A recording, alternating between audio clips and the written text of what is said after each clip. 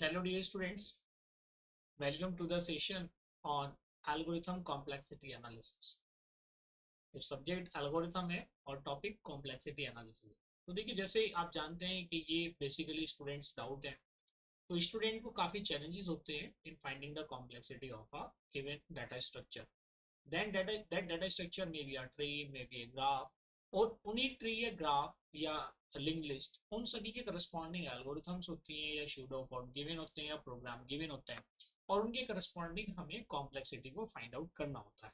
तो ये biggest challenge है। लेकिन होता क्या है कि हम लोग जो मेन कंपोनेंट है, जो मिसिंग पार्ट है, मान लिया मैंने एल्गोरिथम शुरू कर दिया, एल्गोरिथम मैंने स्टार्ट कर दिया, और या फॉर एग्जांपल मैंने डाटा स्ट्रक्चर पहले स्टडी किया, और डाटा स्ट्रक्चर के टाइम पे टीचर ने मुझे ऊपर से बता दिया कि हाँ जी ऐसे एल्गोरिथम की कॉम्प्लेक्सिटी फाइंड आउट होती है।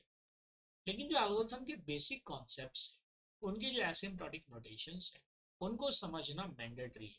अगर आपको बेसिक कॉन्सेप्ट्स क्लियर हो जाते हैं कॉम्प्लेक्सिटी एनालिसिस के, then it becomes very easier for you to find out the complexity of any given algorithm or a program or a pseudocode। तो सबसे पहले मैं यही बताना चाहता हूँ कि आज के सेशन का हमारा ऑब्जेक्टिव क्या है। तो आज के सेशन का जो हमारा ऑब्जेक्टिव है, देखिए मैं यहाँ पे आपको बता देता हूँ। थोड़ा सेशन डिले हो गया due to some technical issue. तो आज के सेशन में जो हम डिस्कस करने जा रहे हैं, most important part on the demand of the student, the objective of today session is, आज के सेशन में हम बेसिक कॉन्सेप्ट समझेंगे कि जो बेसिक एल्गोरिथम है वो बेसिकली क्या है, यहीं से स्टार्ट करेंगे। We will not take much time in it, क्योंकि ये बेसिक सी बात है, आप इसको जानते ही हैं। Then we will discuss the analysis of algorithm, we will discuss the analysis of algorithm, and इसके बाद अगर आप देखेंगे जो हम यहाँ पे डिस्कशन करेंगे, this is the order of growth. We will discuss order of growth with the help of, you can say, asymptotic notation। इसकी हेल्प से, with the help of asymptotic notation। आजकल ये एसिम्प्टोटिक वर्ड इतना popular हो गया है कि जो student computer science IT MCA के हैं, जो एल्गोरिथम स्टडी करते हैं कि अच्छा ठीक है, अच्छा ये कोरोना है, इसका एसिम्प्टोटिक बिहेवियर है, so this term is very meaningful these days basically। And then we will discuss various properties of asymptotic notations। इसकी बात करें, various properties of asymptotic notations, इन सबको हम डिस्कस करें। ठीक है।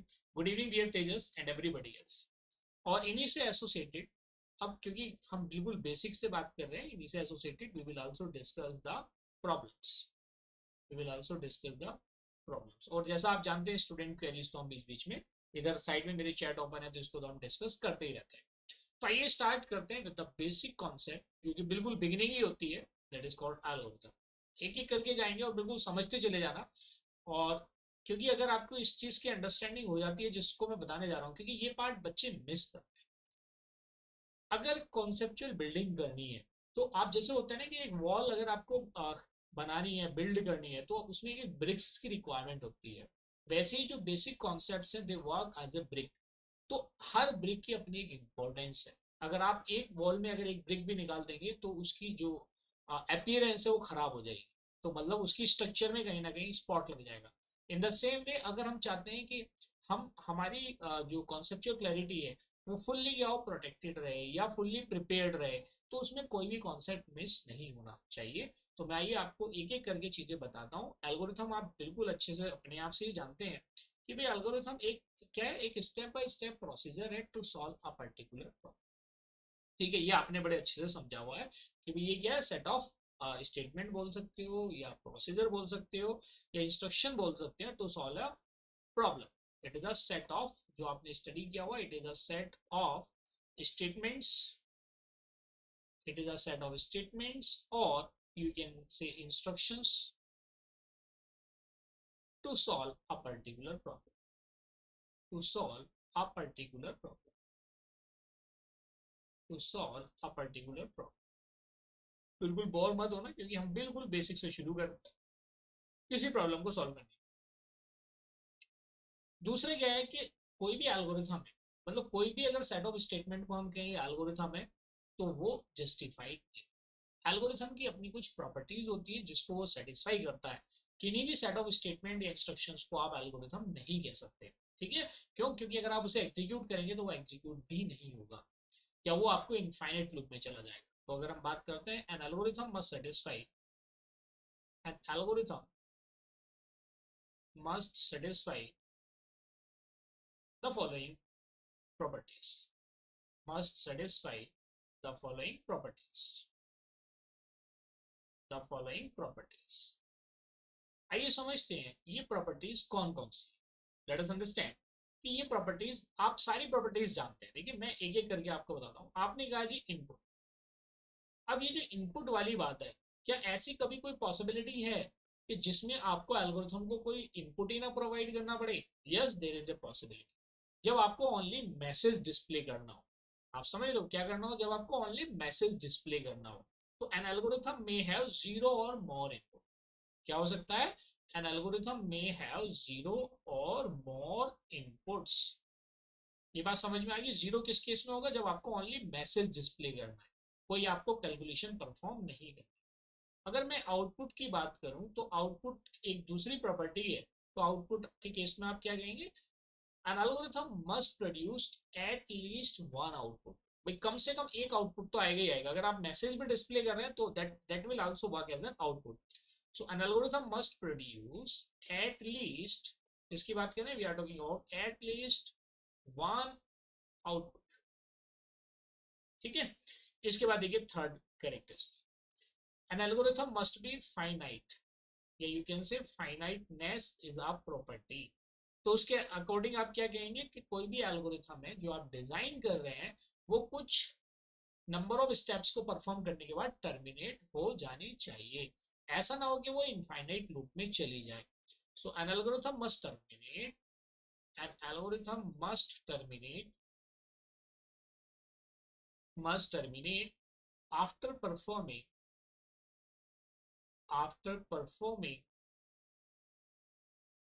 some finite number of steps, some finite number of steps। ठीक है, फोर्थ क्या है? अगर मैं कहता हूं जो फोर्थ स्टेप है, या you can say fourth property है, दैट इज कॉल्ड डेफिनेटनेस। क्या कहते हैं? We call it as a definiteness. इनके सिनोनिम्स भी यूज कर लिए जाते हैं, आप देखेंगे अलग अलग नोटेशंस यूज होती हैं। तो अब इस केस में हम क्या कहेंगे? डेफिनेटनेस का मतलब है कि एल्गोरिथम का जो मीनिंग है वो single meaning. The algorithm must have, each statement of an algorithm must have single meaning, that should be unambiguous. क्या होनी चाहिए? The statement must be clear and unambiguous. Unambiguous का मतलब डेफिनेट या यूनिक सॉल्यूशन या unique meaning. Statements, you can say statements must be clear and unambiguous and unambiguous। ये छोटी छोटी बातें हैं, क्योंकि इन सब का कहीं ना कहीं यूटिलाइजेशन होगा, इसलिए मैं यहाँ पे इसको कवर कर। जो नेक्स्ट पार्ट है, that last part is known as effectiveness. क्या है? इफेक्टिवनेस। अब इसमें आती है इफेक्टिवनेस का मतलब क्या है कि जो भी स्टेटमेंट आप यूज कर रहे हैं, the statement must be basic statements. क्या होनी चाहिए? They must be basic. So every statement should be basic. every statement in an algorithm must be basic, या you can say should be basic। ये छोटी छोटी बात। अब बात आगे बढ़ते हैं कि भाई मेरे पास एक एल्गोरिथम। अब यहाँ पे क्योंकि इसको मुझे लिखना जरूरी था, एक मेरी अपनी स्टाइल है। अब मैं आपको कहता हूँ कि मेरे पास एक एल्गोरिथम है। For example I am having, लेकिन ये एल्गोरिथम किसके करस्पॉन्डिंग आई होगी? आपके पास एक प्रॉब्लम है। मान लिया कोई कस्टमर आपके पास आता है और कहता है जी मेरे लिए आप सॉफ्टवेयर बनाइए, तो उसकी अपनी कोई प्रॉब्लम होगी। उस प्रॉब्लम का आप सॉल्यूशन बनाएंगे। क्या बनाएंगे? You will create the solution, and there can be multiple solutions for a problem. मान लिया एक प्रॉब्लम है और इसकी एक एल्गोरिथम आपने वन बनाई, एक एल्गोरिथम इसकी टू बनाई, एंड से ऐसे ही there are n numbers of algorithm. और ये क्या? These are the solution basically. Suppose करो थर्ड आपने बनाई, ऐसे आपके पास you are having n numbers of solution in the form of an algorithm. अब इसमें से हमें क्या करना है? बेस्ट एल्गोरिथम को चूज करना है। हमें क्या करना है, इन एल्गोरिथम में से फाइंड आउट करना है, क्या फाइंड आउट करना है, बेस्ट सॉल्यूशन। तो हमें क्या करना, उस एल्गोरिथम को चेक करना है और उसकी वैलिडेशन करनी है एक तरीके से। We have to check the correctness of the algorithm.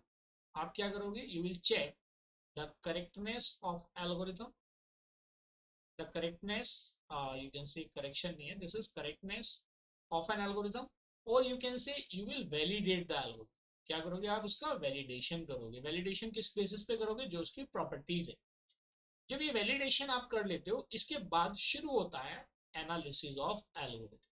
क्या करते हो, then you start analysis of an algorithm.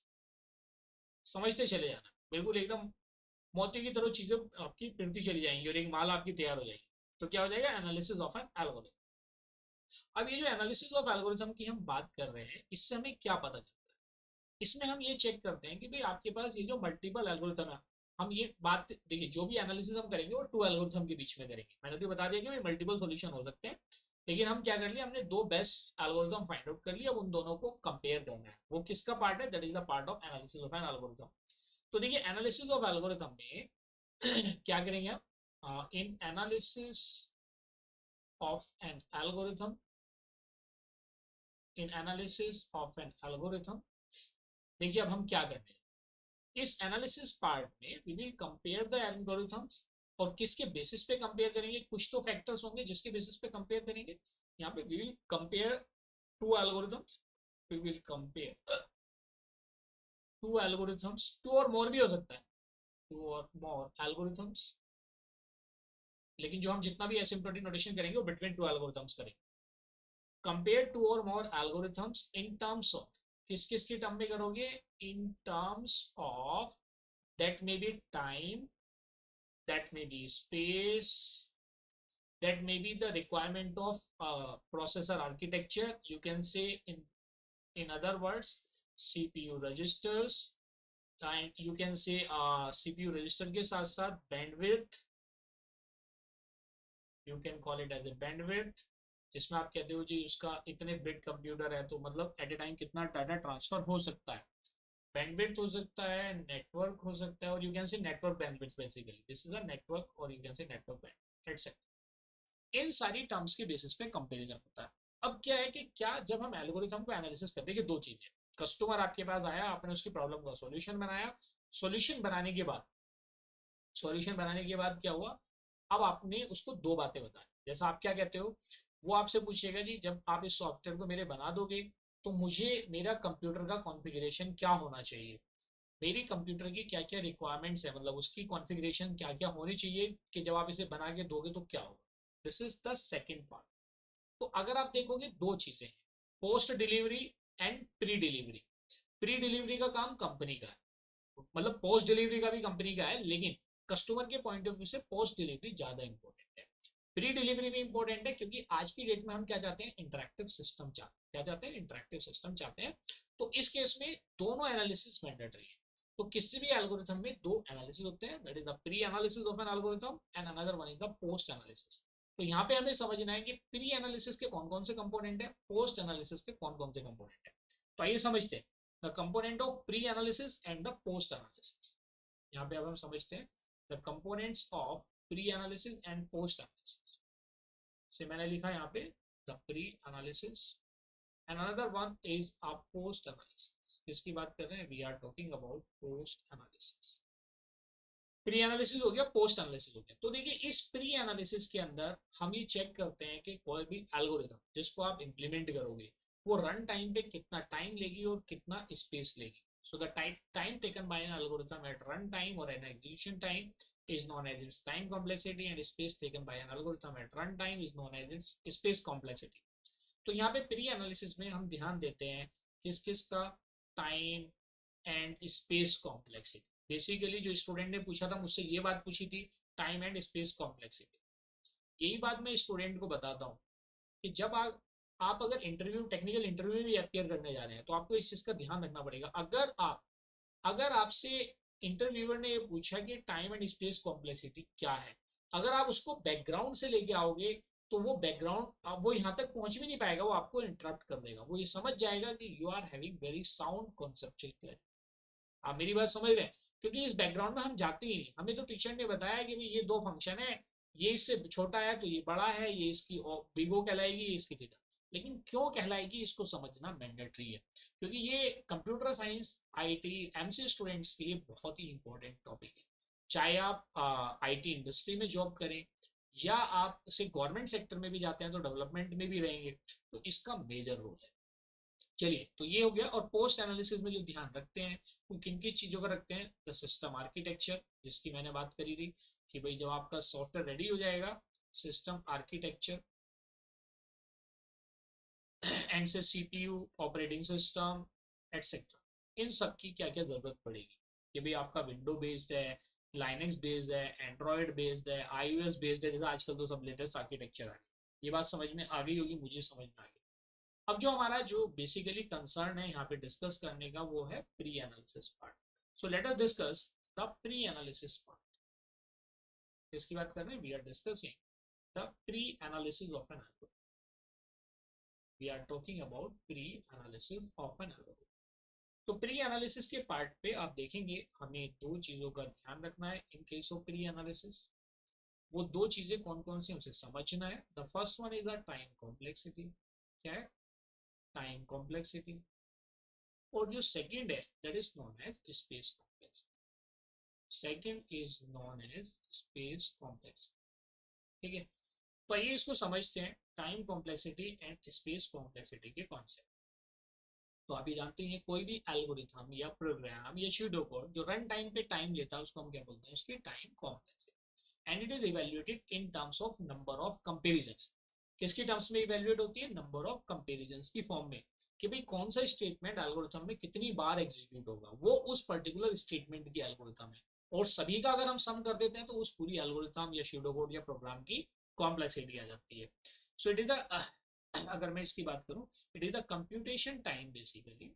Time complexity is a computation time. It is a computation time required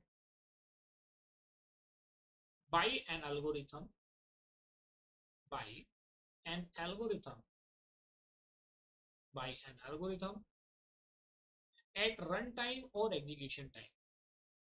At runtime, or you can call it at execution time. At execution time is called as time complexity. Or you can also say it is the frequency count. It is the frequency count of statements execution. Or you can say it is a frequency count of statements execution. तो कितनी बार execute हो रहा है statements execution. जैसे for example आपके mobile में कोई app है, जब आप उसको क्लिक करते हो, आई मीन जैसे आप उसे टच करते हो तो वो ओपन हो जाती है, जब आप क्लिक करते हो तो वो एग्जीक्यूशन में आती है। तो उस क्लिक करने के बाद कितना टाइम लग रहा है, that is for execution time. Computer में कोई भी आइकन बना हुआ है, वीएलसी मीडिया प्लेयर है या कोई और भी आपके पास फाइल है, एमएस ऑफिस है, पीपीटी है, उसको क्लिक करने के बाद ओपन करने में कितना टाइम लग रहा है, उसको हम क्या बोलते हैं? उसका एग्जीक्यूशन। क्योंकि आप जानते हो जैसे कोई फोल्डर वगैरह है सब इनिशियली क्या होते हैं? हार्ड डिस्क में। जब आप उन्हें क्लिक करते हो वो एग्जीक्यूट होते हैं, और एग्जीक्यूशन के बाद वो किस में आ जाते हैं? Main memory of the computer. I hope कि ये बेसिक बात आप जानते हैं। फिर स्पेस कॉम्प्लेक्सिटी की अगर हम बात करें तो इसको क्या बोलेंगे? It is space required by an algorithm at runtime. It is a space required by an algorithm at runtime. At runtime. ये बात क्लियर है? आइए थोड़ा सा और आगे बढ़ते हैं। और अभी तो हमने यहाँ पे सिंपल प्री एनालिसिस की बात की। अब दो बातें हमें समझ में आ गई। आप कह सकते हो आप ऐसे भी देखिए, frequency count of statement execution, ये बात भी समझ में होगी। और you can also say it is evaluated in terms of number of comparison, in terms of number of comparisons। अब यहाँ पे बात आती है कि ये जो प्री एनालिसिस है, जो मैंने इतनी सारी बातें बताई, इसमें जो इंपॉर्टेंट पार्ट है वो टाइम कॉम्प्लेक्सिटी। क्योंकि आप खुद ही जानते हो space is very cheap these days. आप टीबी की हार्ड डिस्क को बड़े स्मॉल अमाउंट में परचेज कर लेते हो। Time is most important. आप चाहते हो कि हर चीज फास्ट हो, आप क्लिक करें एकदम ओपन हो जाए। थोड़ा सा अगर आप 5 to 10 years बैक जाएंगे तो इंटरनेट की स्पीड बहुत स्लो होती थी। इवन आप मोबाइल पे भी जो इंटरनेट यूज करते थे वो भी 2G आता था, हो रहा है ओपन हो रहा है, आप इरिटेट हो जाते थे। इवन पहले तो साइबर कैफे का कॉन्सेप्ट था, बच्चे जाते थे, वो 10 रुपीज 20 रुपीज पर आवर के हिसाब से लेता था, लेकिन उसमें ओपन होने में इतना टाइम लगता था क्योंकि उसकी स्पीड केबी में होती थी, केबीपीएस में होती थी, तो बहुत स्लो होता था, इरिटेशन होती थी। आज की डेट में क्या है, आप ऐसे इंटरनेट को चाहते हैं, आप क्लिक करेंगे तो ओपन हो जाए। आप जो ये वीडियो का ट्रांसमिशन देख रहे हो, क्या ये 2G में पॉसिबल था? पहले इंटरनेट की स्पीड स्लो थी, लेकिन अब क्योंकि ब्रॉडबैंड आ गए हैं, फाइबर ऑप्टिक्स आ गया है, तो स्पीड क्या होगी है, फास्ट होगी, बैंडविड्थ बढ़ गई है, ज्यादा डाटा को एक साथ ट्रांसमिट कर सकते हैं। तो उसी हिसाब से आप देख रहे हो, अब आप लाइव क्लासेस अटेंड कर रहे हो, आप पूरा एंजॉय कर रहे हो। सो ये सारी चीजें अगर आप देखेंगे तो किसकी वजह से, just because of the speed, क्योंकि टाइम कॉम्प्लेक्सिटी को कहीं ना कहीं क्या किया गया, मिनिमाइज किया गया है। कम से कम टाइम ले उतना ही सिस्टम हमारा क्या हो जाएगा, इंटरेक्टिव हो जाएगा। आई होप कि आप बिल्कुल चीजों को कनेक्ट कर रहे होंगे, और मैं स्टूडेंट को हमेशा यही बताता हूँ कि जितना आप चीजों को रियल लाइफ से कनेक्ट करके स्टडी करेंगे, उतना चीजों को आप लंबे समय तक याद रख पाएंगे। चलो आगे देखते हैं। अब ये जो टाइम कॉम्प्लेक्सिटी है, इसको समझने के लिए हमें एसिम्प्टोटिक नोटेशंस को समझना जरूरी है। आइए अब हम डिस्कस करते हैं। तो देखिए, जो मैंने यहाँ पे स्टार्टिंग में आपको कुछ पॉइंट्स बताए थे, मैंने आपको आपको ये बात बता दी एल्गोरिथम के बारे में, यहाँ पे मैंने एनालिसिस के बारे में बता दिया। अब हम इसकी बात करें, now we are going to discuss the order of growth, और you can say asymptotic notation. ठीक है? तो देखिए, ज्यादा बड़ी बड़ी बातें नहीं थी, छोटी छोटी बातें हैं, लेकिन इन छोटी छोटी बातों को समझना बहुत जरूरी है। ये इंटरव्यू के लिए भी हेल्पफुल है, और आपके कॉम्पिटिटिव एग्जाम के लिए तो हेल्पफुल है ही है। आइए समझते हैं the concept of asymptotic notation. किसकी बात कर रहे हैं? We are talking about asymptotic notation. ठीक है जी, हम एसिम्प्टोटिक नोटेशन की बात कर रहे हैं। अब ये जो एसिम्प्टोटिक है, एसिम्प्टोट बेसिकली होता क्या है? आप कहेंगे सर, ये एक कर्व है जो कभी मिलता ही नहीं है। आप समझ रहे हो, या वो किसी एक दूसरे को, क्या है, दो कर्व है बेसिकली, जो ना तो एक दूसरे से मिलते हैं ना क्रॉस करते हैं। उस कर्व को हम क्या बोलते हैं, वी का है, वो we call it as an asymptotic. तो जैसे आजकल कहते हैं कि भाई कोविड का जो बिहेवियर है वो बड़ा एसिम्प्टोटिक है। तो एसिम्प्टोटिक का मतलब क्या हुआ, उसको कोई भी सिम्टम हो सकता है, मतलब किसी को नहीं पता है। आपको खांसी आ रही है, आपको कोल्ड हो गया, आपको फीवर हो गया है, आपके टमी में पेन है, आपको लूज मोशन है, वो कुछ भी हो सकता है। So this is a concept of asymptote.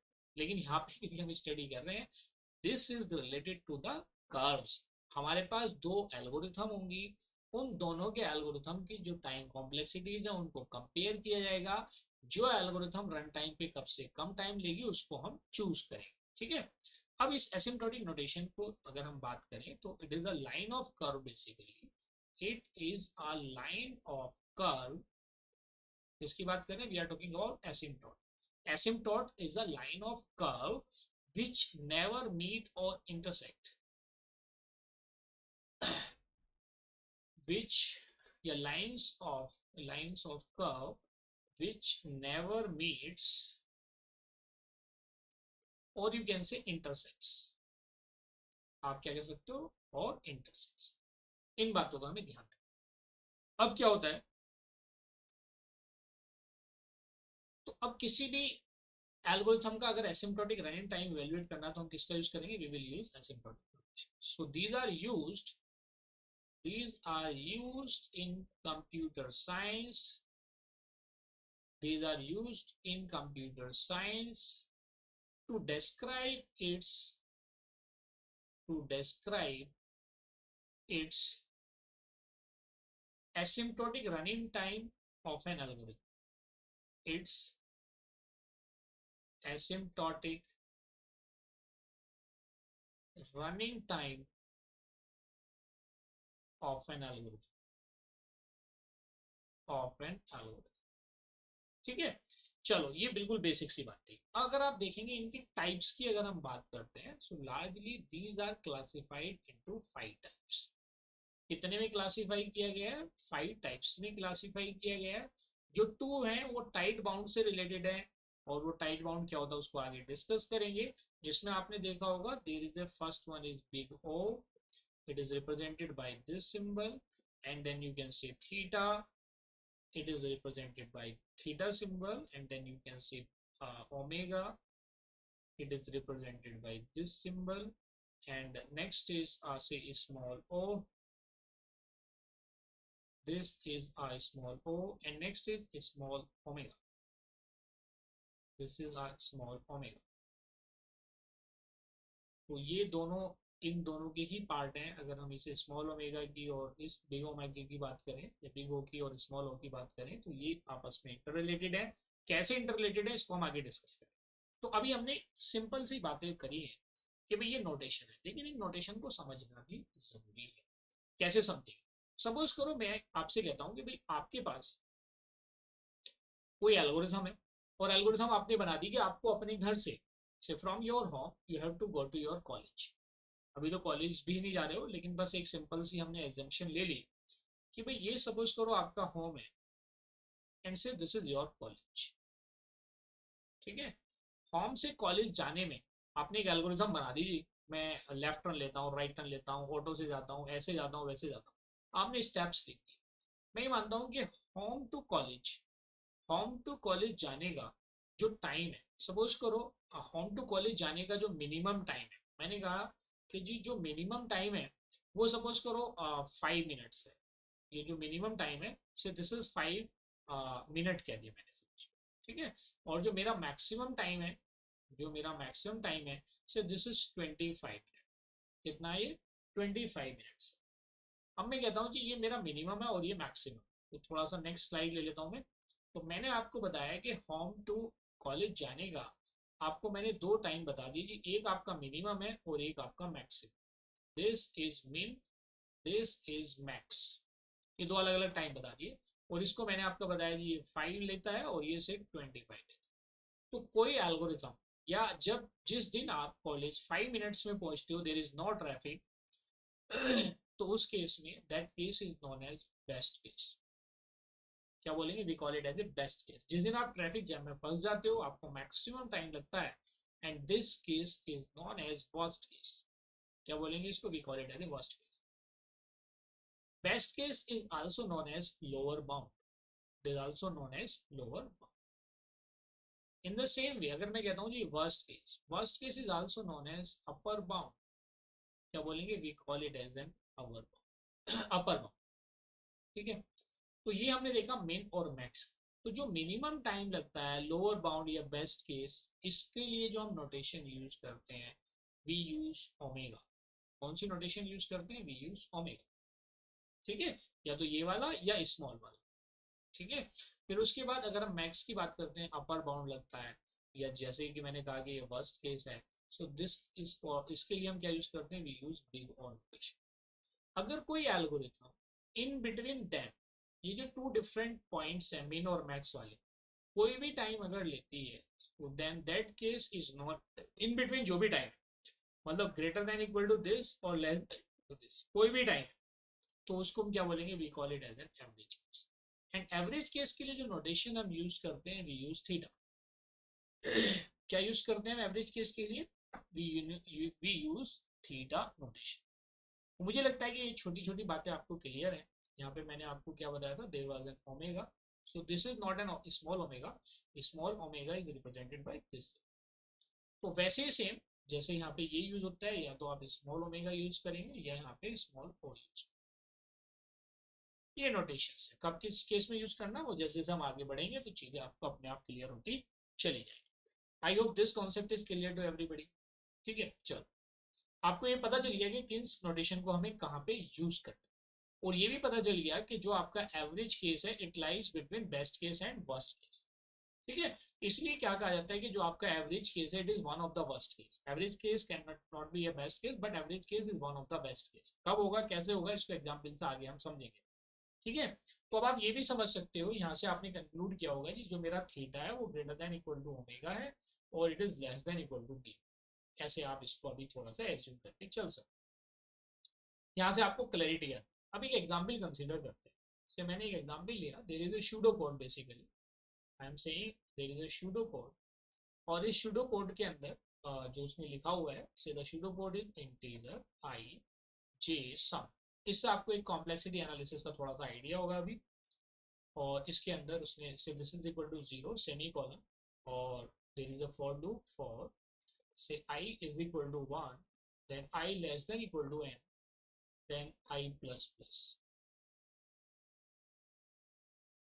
एक सेकंड, ये कुछ नोटेशन गलत लग गई। ये जो है this is semicolon basically, ये हमारा semicolon and say this is i plus plus. इसके केस में आप देखेंगे then we have used for जे से for j is equal to 1 and say j less than equal to I semicolon j plus plus, और इसके अंदर हमने एक स्टेटमेंट का एग्जीक्यूशन किया say sum is equal to sum plus, this is there is an statement. तो ये दो स्टेटमेंट के बीच आई मीन नेस्टेड लूप है। अब हमें यहाँ पे इसकी कॉम्प्लेक्सिटी को find out, we have to find out the complexity. तो इसकी कॉम्प्लेक्सिटी में आप देखेंगे, मैं कहता हूँ ये मेरी नंबर ऑफ लाइंस कितनी, तो let us see number of lines, किसकी बात कर रहे हैं, we are talking about number of lines. और नंबर ऑफ लाइंस के साथ साथ मैंने ले लिया जी नंबर ऑफ टाइम्स, ये तो लाइंस है और यू कैन से स्टेटमेंट है, और इनका नंबर ऑफ टाइम्स भी ले लिया कि ये कितने टाइम्स एग्जीक्यूट। तो अगर मैं यहाँ पे देखता हूँ इस केस में, in this case there is one line, इस केस में भी मैं कहूंगा this is a one line, this is also a one line, ये ब्रेसेस को लाइन स्टेटमेंट में कंसीडर नहीं किया जाता। ठीक है, अब मैं कहता हूँ ये स्टेटमेंट कितने टाइम एग्जीक्यूट होगा। देखिए this is not inside the body of loop. Loop का ही वर्क होता है कि जब हम किसी स्टेटमेंट को या सेट ऑफ स्टेटमेंट को more than one time execute कराना चाहते हैं, then we use the concept of loop. यहाँ पे अगर मैं इसको आपको बताना चाहता हूँ तो इस केस में आप देखिए integer i j sum is equal to 0, तो ये कितने टाइम्स एग्जीक्यूट होगा, it will execute one time. ये बात समझ में आएगी। ये फोर लूप है, देखिए वन से शुरू होगा, less than equal to n तक जाएगा, ये आप पूरा जानते हैं, i is equal to one होगा, one less than equal to n condition true है, फिर नीचे जाएगा, फिर अपडेट होगा, फिर से फिर ये कंडीशन चेक करेगा, ये प्रोसेस चलता रहेगा। तो ये कितने टाइम एग्जीक्यूट होगा स्टेटमेंट, आप कहेंगे sir this statement will be executed n times.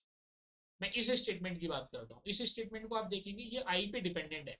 जब आई इज इक्वल टू वन होगा तो ये लूप वन टाइम एग्जीक्यूट होगा, टू होगा आई की वैल्यू तो वन और टू दोनों के लिए वर्क करेगा, थ्री होगा तो थ्री टाइम्स वर्क करेगा।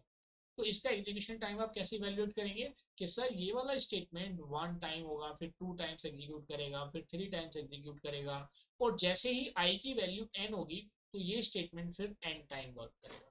कितने टाइम वर्क करेगा, एन टाइम वर्क करेगा। इसका फिर हम सम इवेल्युएट करेंगे, तो इसका सम कितना आ जाएगा, it's sum will be n n plus one by, कितनी वैल्यू होगी इसकी, इसकी वैल्यू होगी n n plus one by. अब बात आती है कि ये स्टेटमेंट कितने टाइम एग्जीक्यूट होगा। अब आप ये जानते ही हैं ये क्या इनर लूप है, और ये जो sum is equal to sum plus i है ये किसकी बॉडी में, इनर लूप की बॉडी में। तो जितने टाइम इनर लूप एग्जीक्यूट होगा, ये आप जानते हैं this is a inner loop, ये आपका इनर लूप है, और ये क्या आपका आउटर लूप। ठीक है, तो ये inner loop is dependent on outer loop, but जितने टाइम इनर लूप एग्जीक्यूट होगा सेम नंबर ऑफ टाइम्स आपका ये स्टेटमेंट एग्जीक्यूट होगा।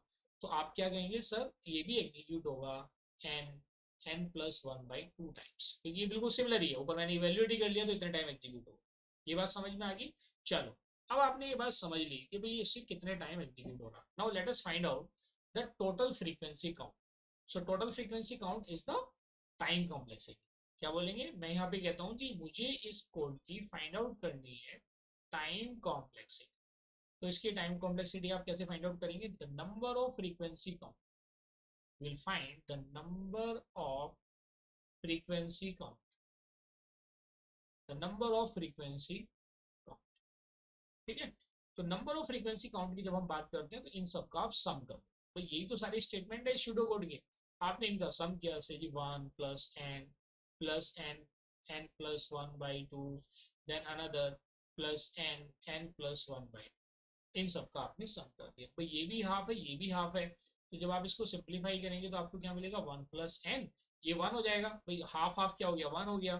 सो you can write it as n n plus one. जब आप इसे फर्दर इवेल्युएट करेंगे तो कितनी वैल्यू हो जाएगी इसकी, one plus n plus say n square plus n. तो इसको आप फर्दर सिंप्लीफाई कर सकते हैं, you can write it as say n square plus twice n plus one. वैसे तो आप इसको n प्लस वन का होल स्क्वायर भी लिख सकते हैं, बट हमें उसकी रिक्वायरमेंट नहीं है। तो आपने देखा कि जो highest degree of the polynomial है that gives the complexity of an algorithm.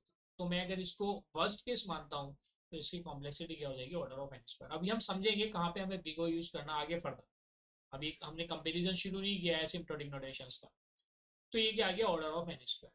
तो ये जितने भी टर्म्स हैं, देखिए ये जो टर्म्स हैं जो लोअर डिग्री पॉलिनोमियल है एक तरीके से, या लोअर डिग्री टर्म्स है.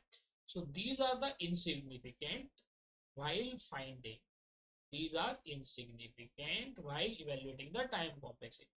तो जब ये इनसिग्निफिकेंट है तो इनसिग्निफिकेंट टर्म्स को हम क्या कर सकते हैं, वी कैन इग्नोर, हम इन्हें इग्नोर कर सकते हैं. ये बात समझ में आ गई. चलो, तो अब आपने देख लिया. तो अब इन एसिम्प्टोटिक का आपने क्या कंक्लूड किया है, आपने ये देखा कि ये जो एसिम्प्टोटिक एनालिसिस है, बेसिकली जो एसिम्प्टोटिक एनालिसिस है उससे हमें पता चलता है कि which algorithm is slow and which algorithm is fast. So asymptotic analysis provides us, it provides us which algorithm is slow, which algorithm is slow, and which algorithm is fast, and which algorithm is fast. Clear है. ये हमें पता चलता है किससे, asymptotic analysis. I hope this is clear to everybody कि भाई हमें एसिम्प्टोटिक एनालिसिस से पता चला कि which algorithm is slow and which algorithm is fast. ठीक है. अब बात आती है कि भाई चलो, जब मैंने टाइम कॉम्प्लेक्सिटी की बात कर ली तो थोड़ा सा हम स्पेस कॉम्प्लेक्सिटी की भी बात कर ही लेते हैं, फिर तो हम नोटेशंस में घुस जाएंगे. तो ऐसे इस केस में जैसा आप जानते हो, this is the memory required at execution time. Basically space का मतलब मेमोरी से ही है यहाँ पे. It's a memory required at execution time. It's a memory required at execution time, at execution time. ये तो हम जानते हैं. अब मैं कहता हूँ कि मेरे पास एक स्टेटमेंट है, से मैंने एक एग्जांपल कंसीडर किया. से मेरे पास इंटीजर, ये programming in C window platform पे है, आई जे एंड सम. से मेरे पास ये स्टेटमेंट है, सम की इनिशियल वैल्यू से 0. तो कितनी मेमोरी की रिक्वायरमेंट होगी, मैं मानता हूँ कि यहाँ पे जो मेरा इंटीजर है वो कितना लेता है, 2 बाइट्स इन मेमोरी. कितना लेता है, 2 बाइट्स. ये किसका साइज है, this is the size of integer. तो इसके बेसिस पे अगर आप देखेंगे आई को, आई कितना लेता है जी, 2 बाइट्स. जे भी कितना लेगा, 2 बाइट्स. सम भी कितना स्पेस लेगा मेमोरी में, 2 बाइट्स. टोटल मेमोरी रिक्वायर्ड कितनी होगी, 6 बाइट्स. कितनी होगी जी, 6 बाइट. ठीक है. अभी यहाँ पे कुछ चीजें अभी जो मैं आपको आगे बताऊंगा, that are related to the constant and variable. अब देखिए, ये आपने देख लिया जी, इसको इतनी मेमोरी की रिक्वायरमेंट.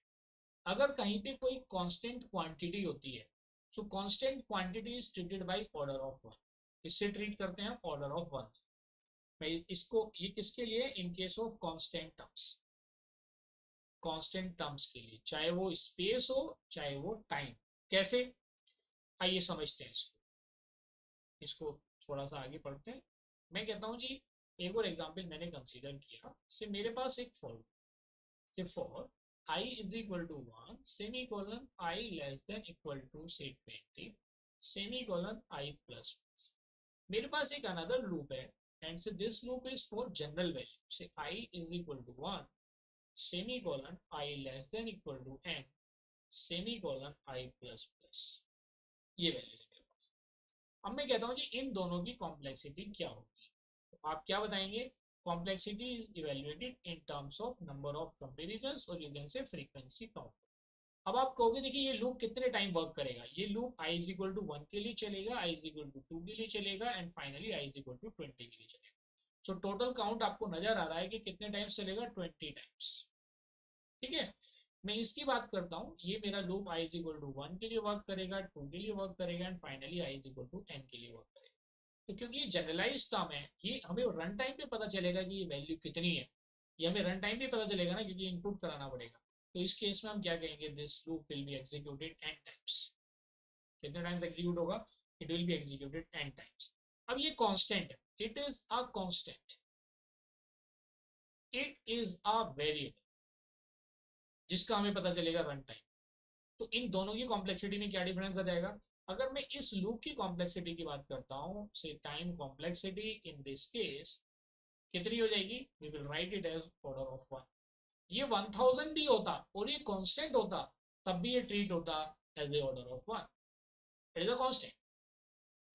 ऐसे अगर ये वेरिएबल है तो इस केस में इसकी टाइम कॉम्प्लेक्सिटी क्या हो जाएगी, आप कहेंगे सर इट्स टाइम कॉम्प्लेक्सिटी कितनी हो जाएगी, इसकी कॉम्प्लेक्सिटी हो जाएगी इसे ऑर्डर, कितनी होगी order. I hope this is clear to everybody. ऐसे ही नेस्टेड लूप के कॉन्सेप्ट्स भी आएंगे, उसमें भी आप समझेंगे। ये तो मेरा सिंगल लूप हो गया।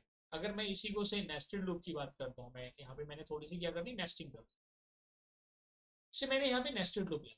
से फॉर एग्जाम्पल एक अनदर एग्जाम्पल है, for say I is equal to 1 semicolon I less than equal to 20 semicolon I plus plus, and there is a nesting loop, nested loop you can say, a loop inside loop. Say j is equal to 1, j less than equal to 20, and say j plus plus, और इसके अंदर कोई statement आपने execute करा दिया। से आप print करा रहे हैं, आपने लिखा जी print f percentile d i comma j, क्या लिख दिया आपने, आई इंटू जे मल्टीप्लाई कर दिया। Now we have to find out which statement will be executed by. Same मैं इसी के पैरेलल में एक और ले लेता हूँ, जिससे कंपेरेटिव स्टडी आपके लिए इजी हो जाएगी। इसे मैंने चूज किया for i is equal to 1 semicolon i less than equal to n semicolon i plus plus. फिर मैंने एक अनदर नेस्टेड लूप लिया for j is equal to 1 से j less than equal to n से j plus plus, और इसके अंदर भी सेम मैंने प्रिंट एफ एग्जीक्यूट करा दिया। क्या करा दिया जी, मैंने प्रिंट एफ स्टेटमेंट को एग्जीक्यूट कराया, परसेंटाइल डी और आई और जे का प्रोडक्ट ले लिया। This is closed. Now let us discuss their complexity. क्या होगी, चलो आप लोग बताओ, what will be the complexity in this case. I am waiting for your responses. बताइए सभी लोग, सभी लोग बताएं इसकी कॉम्प्लेक्सिटी क्या होगी। Tejas, Rishabh, Rohit and everybody else.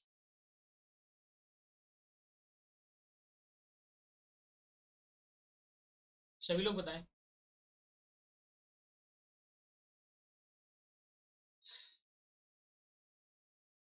तो इस केस में आप देखेंगे, आउटर लूप की हर एक वैल्यू के लिए आप जानते हैं इंटरनल लूप उतने टाइम एग्जीक्यूट करता है जो उसकी कंडीशन स्पेसिफाइड होती है। ठीक है, तो ये आउटर लूप कितने टाइम्स वर्क करेगा, 20 टाइम्स। ये कितने टाइम्स वर्क करेगा, ये हर एक वैल्यू के लिए 20 टाइम्स वर्क करेगा। कितने टाइम्स वर्क करेगा, हर एक वैल्यू के लिए 20 टाइम्स वर्क करेगा।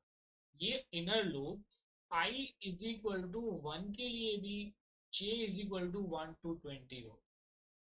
ठीक है, और अगर मैं कहता हूँ जी i इज इक्वल टू 2 के लिए भी j is equal to 1 to 20। Similarly अगर मैं i इज इक्वल टू 20 लेता हूँ तो ये j is equal to 1 to 20 ही होगा।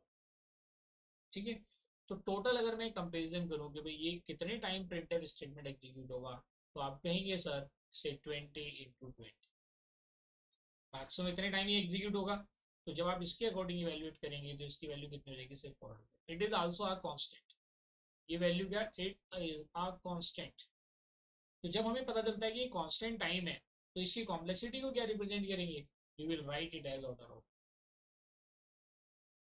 लेकिन जब हम इस केस में आते हैं, इस केस में ये एन टाइम वर्क कर रहा है, ये भी एन टाइम वर्क कर रहा है। ये कितने टाइम एग्जीक्यूट हो रहा है, एन टाइम्स। ये कितने टाइम एग्जीक्यूट हो रहा है, एन टाइम्स। ठीक है, यहाँ पे आपने देखा ये 20 टाइम एग्जीक्यूट हो रहा है, ये 20 टाइम एग्जीक्यूट हो रहा है, और ये कितने टाइम एग्जीक्यूट हो रहा है, 20 into 20। ठीक है, आपने देख लिया इसको, तो ये एन टाइम एग्जीक्यूट हो रहा है, और ये कितने टाइम एग्जीक्यूट होगा, एन इंटू एन टाइम्स।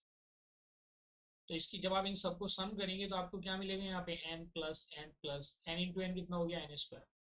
तो n square is the leading term. क्या है, ये लीडिंग टर्म है, तो इसकी कॉम्प्लेक्सिटी क्या हो जाएगी, you will say sir it's complexity is order of N square. क्या हो जाएगी, that will be order of N square. I hope this is clear to everybody. इस तरह से इसको हम इवेल्युएट कर रहे हैं। आइए आगे बढ़ते हैं, थोड़ा सा आगे बढ़ते हैं और समझते हैं चीज़। अभी हम एसिम्प्टोटिक नोटेशंस पे नहीं गए, अभी हम यहाँ पे समझ रहे हैं छोटी छोटी बातें। अब मैं एक चीज़ और बता देता हूँ जो कि मोस्ट फ्रिक्वेंटली यूज टर्म है, उसके बाद हम ऑर्डर ऑफ ग्रोथ पे मूव कर जाएंगे। जो मोस्ट इंपॉर्टेंट पार्ट है, एक चीज़, एक टर्म है जो यूजुअली इंटरव्यूज में भी पूछ ली जाती है और गेट एग्जाम में भी टर्म्स यूज हो जाती है। एक टर्म है, this is known as time space trade off. Time space trade off, ये टाइम स्पेस ट्रेड ऑफ क्या है। अगर मैं टाइम स्पेस ट्रेड ऑफ की बात करता हूँ तो आप क्या कहेंगे, the time is inversely proportional to the space. क्या है, time is inversely proportional to the space. Space basically यहाँ पे स्पेस का किससे मतलब है, मेमोरी से। इसका मतलब क्या हुआ, कि अगर कोई एल्गोरिथम टाइम कम लेती है एग्जीक्यूशन पे तो उसको मेमोरी स्पेस की ज्यादा रिक्वायरमेंट पड़ती है। अगर कोई एल्गोरिथम मेमोरी स्पेस कम लेती है इसका मतलब वो टाइम ज्यादा लेगी। इनवर्सली प्रोपोर्शनल में यही है कि टाइम इंक्रीज होगा तो स्पेस डिक्रीज होगा, स्पेस इंक्रीज होगा तो टाइम डिक्रीज होगा, इनवर्सली प्रोपोर्शनल। अब ये जो टाइम स्पेस ट्रेड ऑफ है इसका मैं एक बड़ा सा अच्छा सा एग्जाम्पल आपको बताता हूँ जिससे कि आप इस कॉन्सेप्ट को कभी ना भूलें। और यही एग्जाम्पल अगर आपसे कहीं पूछा जाता है तो आप उसको रिप्रेजेंट भी करें। मैंने एक एग्जाम्पल कंसिडर किया। मैं कहता हूँ जी आपसे कि आपके पास एक फोल्डर है, so you are having a folder. चलिए शुरुआत किससे करते हैं, फोल्डर से करते हैं। आपके पास एक फोल्डर, इस फोल्डर को अगर आपको ओपन करना है, एक तो सिंपल फोल्डर है और आपके पास एक zip folder, so you are having a zip folder. एक ही फाइल है। अगर मान लिया आपके पास इस फोल्डर का साइज सपोज करो 500 MB का है, आपने इसको जिप फोल्डर बना दिया। से जिप फोल्डर बनाने के बाद इसका साइज हो जाता है 100 MB। कितना हो गया, 100 MB। तो यहाँ पे आपने देखा साइज क्या हो गया, ये स्पेस क्या हो गया, मिनिमाइज हो गया। ये चिप हो गए, आप कम साइज में इसको, कम स्पेस में इसको स्टोर करा सकते हैं। अब अगर मुझे इस फोल्डर को ओपन करना है तो मैं क्या करूंगा, इस फोल्डर पे जो फर्स्ट स्टेप है, अगर आप इसे ओपन करना चाहते हैं तो फर्स्ट इंस्ट्रक्शन होगा, आप इस पर क्लिक करेंगे। क्या करेंगे, आप इसको क्लिक करेंगे, ये फर्स्ट स्टेप होगा। क्लिक करने के बाद ये ओपन हो जाएगा। सेकेंड स्टेप में आप जिस फाइल को ओपन करना चाहते हैं उस फाइल पे क्लिक करेंगे। सेकेंड स्टेप पे क्या करेंगे, आप फाइल पे क्लिक करेंगे, you will click the file, click करेंगे आप। तो अब इस केस में क्या होगा, फाइल ओपन हो जाएगी। क्या हो जाएगी, there will be file open. तो आपने ये देखा कि टोटल कितने इंस्ट्रक्शंस एग्जीक्यूट हुए इस फोल्डर से। एक फाइल को सपोज करो the name of the file is file 1, इसको ओपन करने में यू नीड 2 इंस्ट्रक्शंस। कितने इंस्ट्रक्शंस की जरूरत पड़ी, number of instructions required is equal to कितना होगी जी, 2। ठीक है। अब क्योंकि ये मेमोरी में साइज कितना ले रहा था, 500 MB, आप समझना। और इंस्ट्रक्शंस की कितनी जरूरत पड़ी आपको, 2। तो नंबर ऑफ इंस्ट्रक्शंस ही पता चलता है कि कितना टाइम लेगा। अब मैं अगर जिप फोल्डर पे आप जिप फोल्डर को से उसी फाइल 1 को ओपन करना चाहते तो आप क्या करेंगे, सबसे पहला स्टेप होगा जो आप इसमें परफॉर्म करेंगे, you will unzip this folder. क्या करेंगे, आप अनजिप करेंगे। जब आप इसको अनजिप करेंगे देन आपका ये फोल्डर आएगा। ठीक है। अब ये फोल्डर आ गया और इसका साइज ऑब्वियसली कितना होगा, 500 MB होगा।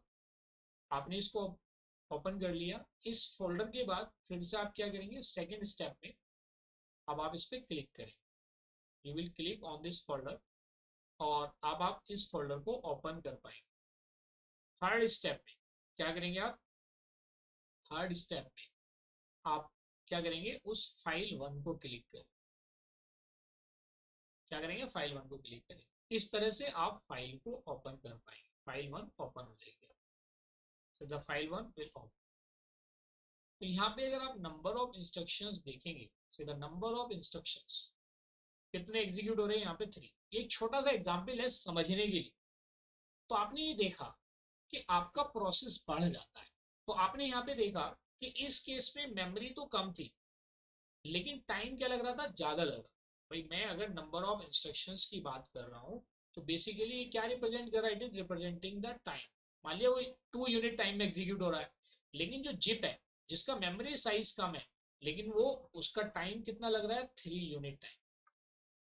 I hope this is clear to everybody कि अगर आपको ये टाइम स्पेस ट्रेड ऑफ, यही चीज कहलाती है टाइम स्पेस ट्रेड ऑफ, कि हम एक चीज को अचीव करना चाहते हैं तो दूसरी चीज को हमें सेक्रीफाई करना पड़ता है। आप समझ लो।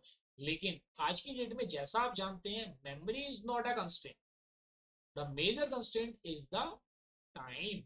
कि हम अपना टाइम सेव करना चाहते हैं और हम लाइक करते हैं कि हमारा जो सिस्टम है वो इंटरेक्टिव हो। कैसा सिस्टम हो, इंटरेक्टिव सिस्टम। इसलिए हम किसकी बात करते हैं, we always used to speak about the time. I hope this concept is clear to everybody. चलो, आपकी कॉन्सेप्चुअल बिल्डिंग हो रही है। अब आते हैं ऑर्डर ऑफ ग्रोथ पे, जिसमें हम अपनी एसिम्प्टोटिक नोटेशन को समझेंगे। ये इंपॉर्टेंट। चलिए अब यहाँ से अब आपकी जो डिफरेंट नोटेशन में एल्गोरिथम होती है उसको हम समझने जा रहे हैं, ऑर्डर ऑफ ग्रोथ, जिसमें हम डिफरेंट एसिम्प्टोटिक नोटेशन को अप्लाई करेंगे। ऑर्डर ऑफ ग्रोथ, तो ऑर्डर ऑफ ग्रोथ में आपको बस यही समझना है कि जो हमारी लीडिंग टर्म्स है उनको हम चूज करते हैं किसके लिए, या कंसिडर करते हैं for the complexity.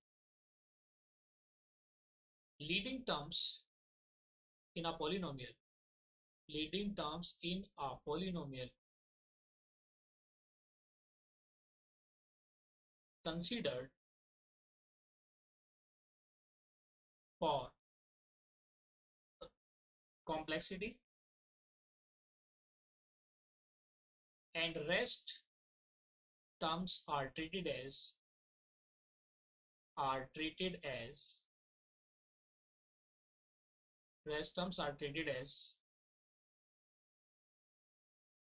insignificant.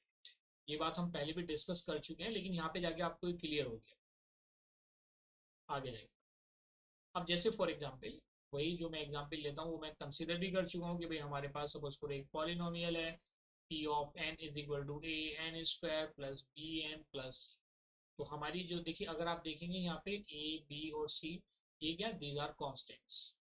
These are constants. और कॉन्स्टेंट्स को हम कैसे ट्रीट करते हैं, इनसिग्निफिकेंट. These are insignificant. अगर मैं यहाँ पॉलिनोमियल की बात करता हूँ तो this is the leading term. Basically this is a leading term. ये हमारी लीडिंग टर्म. तो ये जो लीडिंग टर्म है, it will represent a complexity. तो आपने देखा इस लीडिंग टर्म से जो हमें इस पॉलिनोमियल की जो कॉम्प्लेक्सिटी है, इसको आप कैसे रिप्रेजेंट करेंगे, you will represent it is an order of N square. ये क्लियर है सभी को. चलो, और बाकी ये जितनी भी टर्म्स हैं दीज आर इनसिग्निफिकेंट. चलो, ये हमने थोड़ी सी बात समझी. अब थोड़ा सा आगे और move. Now let us discuss the graphical representation of asymptotic notation. ये इंपॉर्टेंट बात. Graphical representation of asymptotic notation.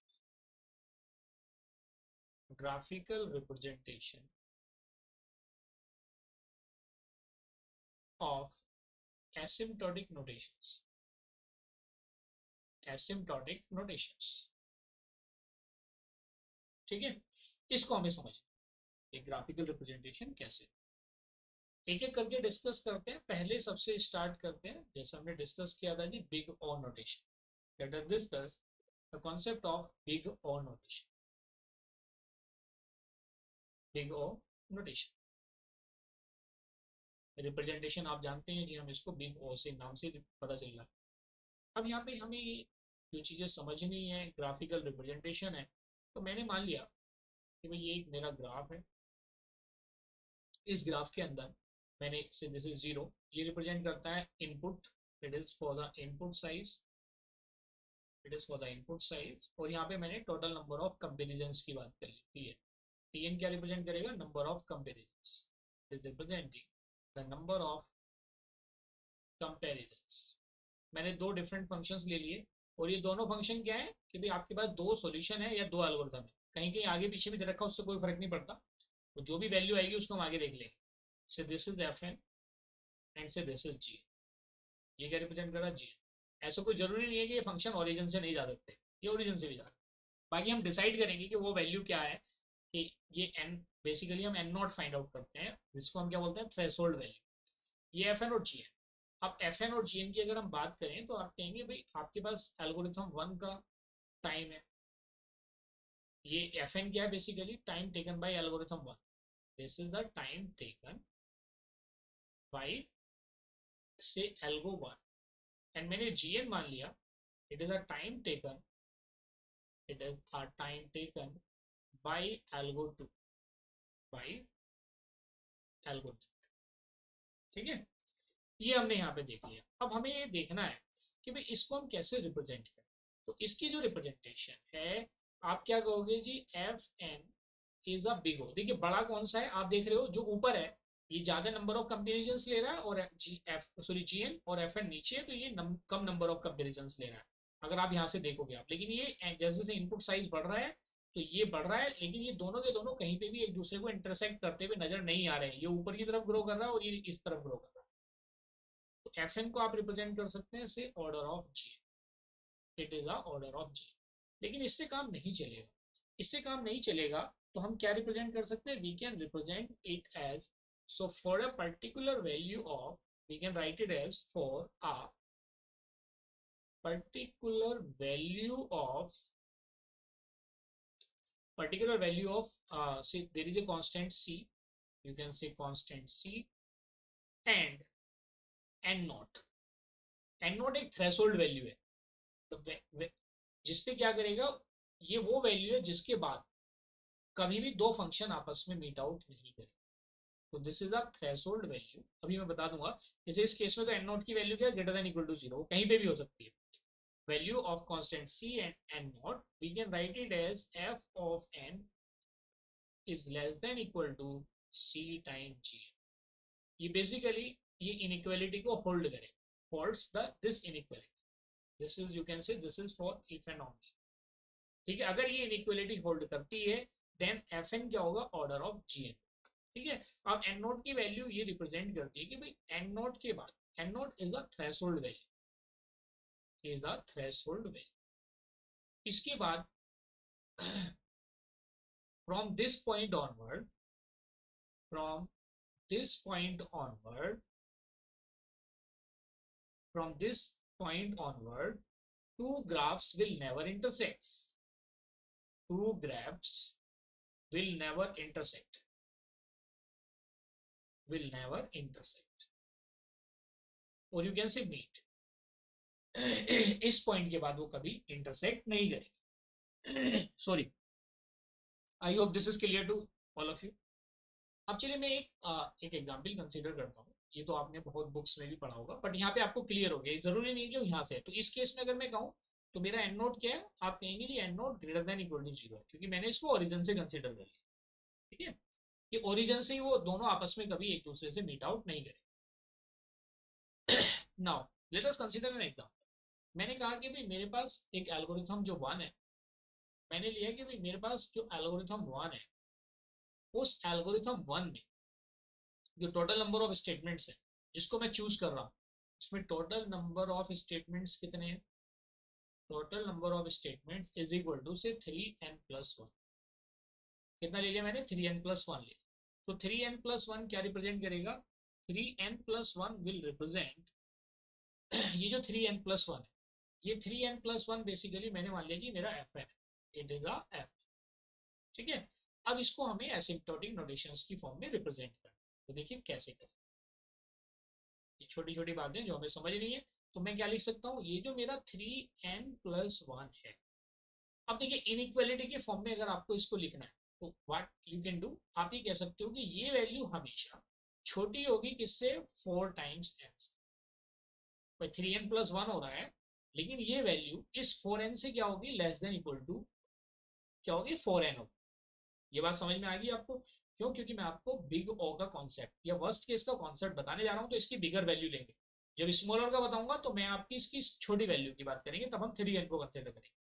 अब अगर मैं इसको कंसीडर करता हूँ कि भाई से मेरी जो इनइक्वालिटी है say F n less than equal to c time G N, क्या f n less than equal to c time ji n, तो इसके लिए क्या होगा, यहाँ पे आपने देखा भाई एफ एन की वैल्यू तो ये, सी की वैल्यू यहाँ पे आपने देखा कितनी होगी, 4।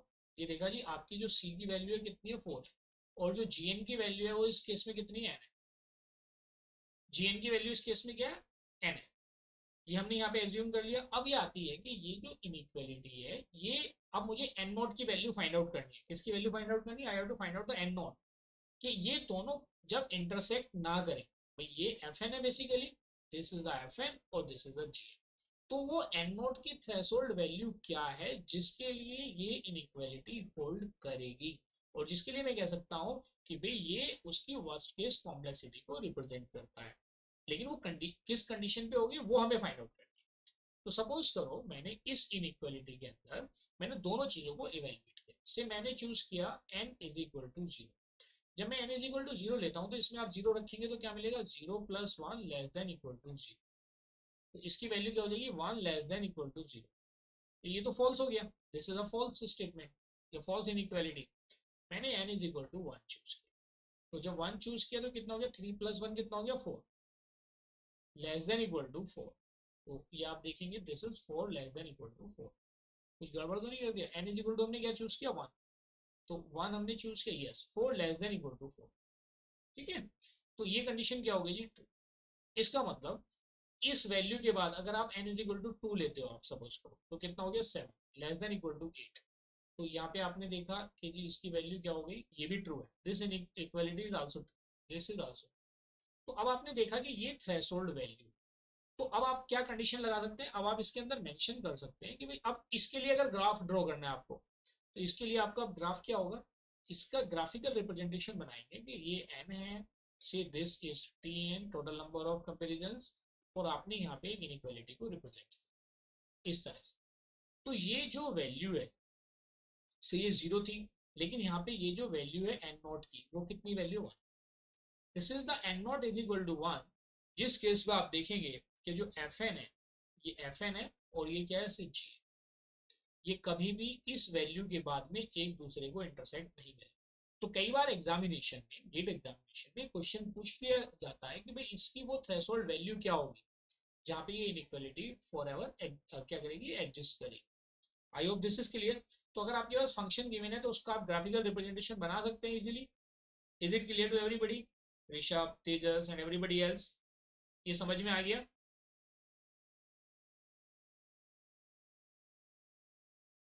चलो आगे बढ़ते हैं। तो इस केस में अब हम आगे बढ़ते हैं और अब हम समझते हैं नेक्स्ट इनइक्वालिटी या नेक्स्ट नोटेशन इज ओमेगा। अब हम समझते हैं यहाँ पे next is omega. So second asymptotic notation is omega, this is a omega। कैसे समझेंगे ओमेगा को समझने के लिए, से मैंने यहाँ पे चूज किया वही सेम दो फंक्शन मैंने एज्यूम कर लिए कि भाई मेरा एफ एन एल्गोरिथम 1 का टाइम रिप्रेजेंट करता है और जी एन मेरा 2 का रिप्रेजेंट करता है। तो यहाँ पे भी मैंने चूज कर लिया, से this is my number of comparison, sorry input size, number of comparison, और ये भी मैंने यहाँ पे ओरिजिन से ले लिया कि ये मेरा, अब क्योंकि मुझे उल्टा करना पड़ेगा, से मैंने यहाँ पे इसको एफ एन एज्यूम कर लिया, इसको मैंने जी एन, ठीक है, ये मेरा ओरिजिन। फिर मैं इसको क्या लिख सकता हूँ, I can write it as जो एफ एन है basically, it is equal to omega time G N.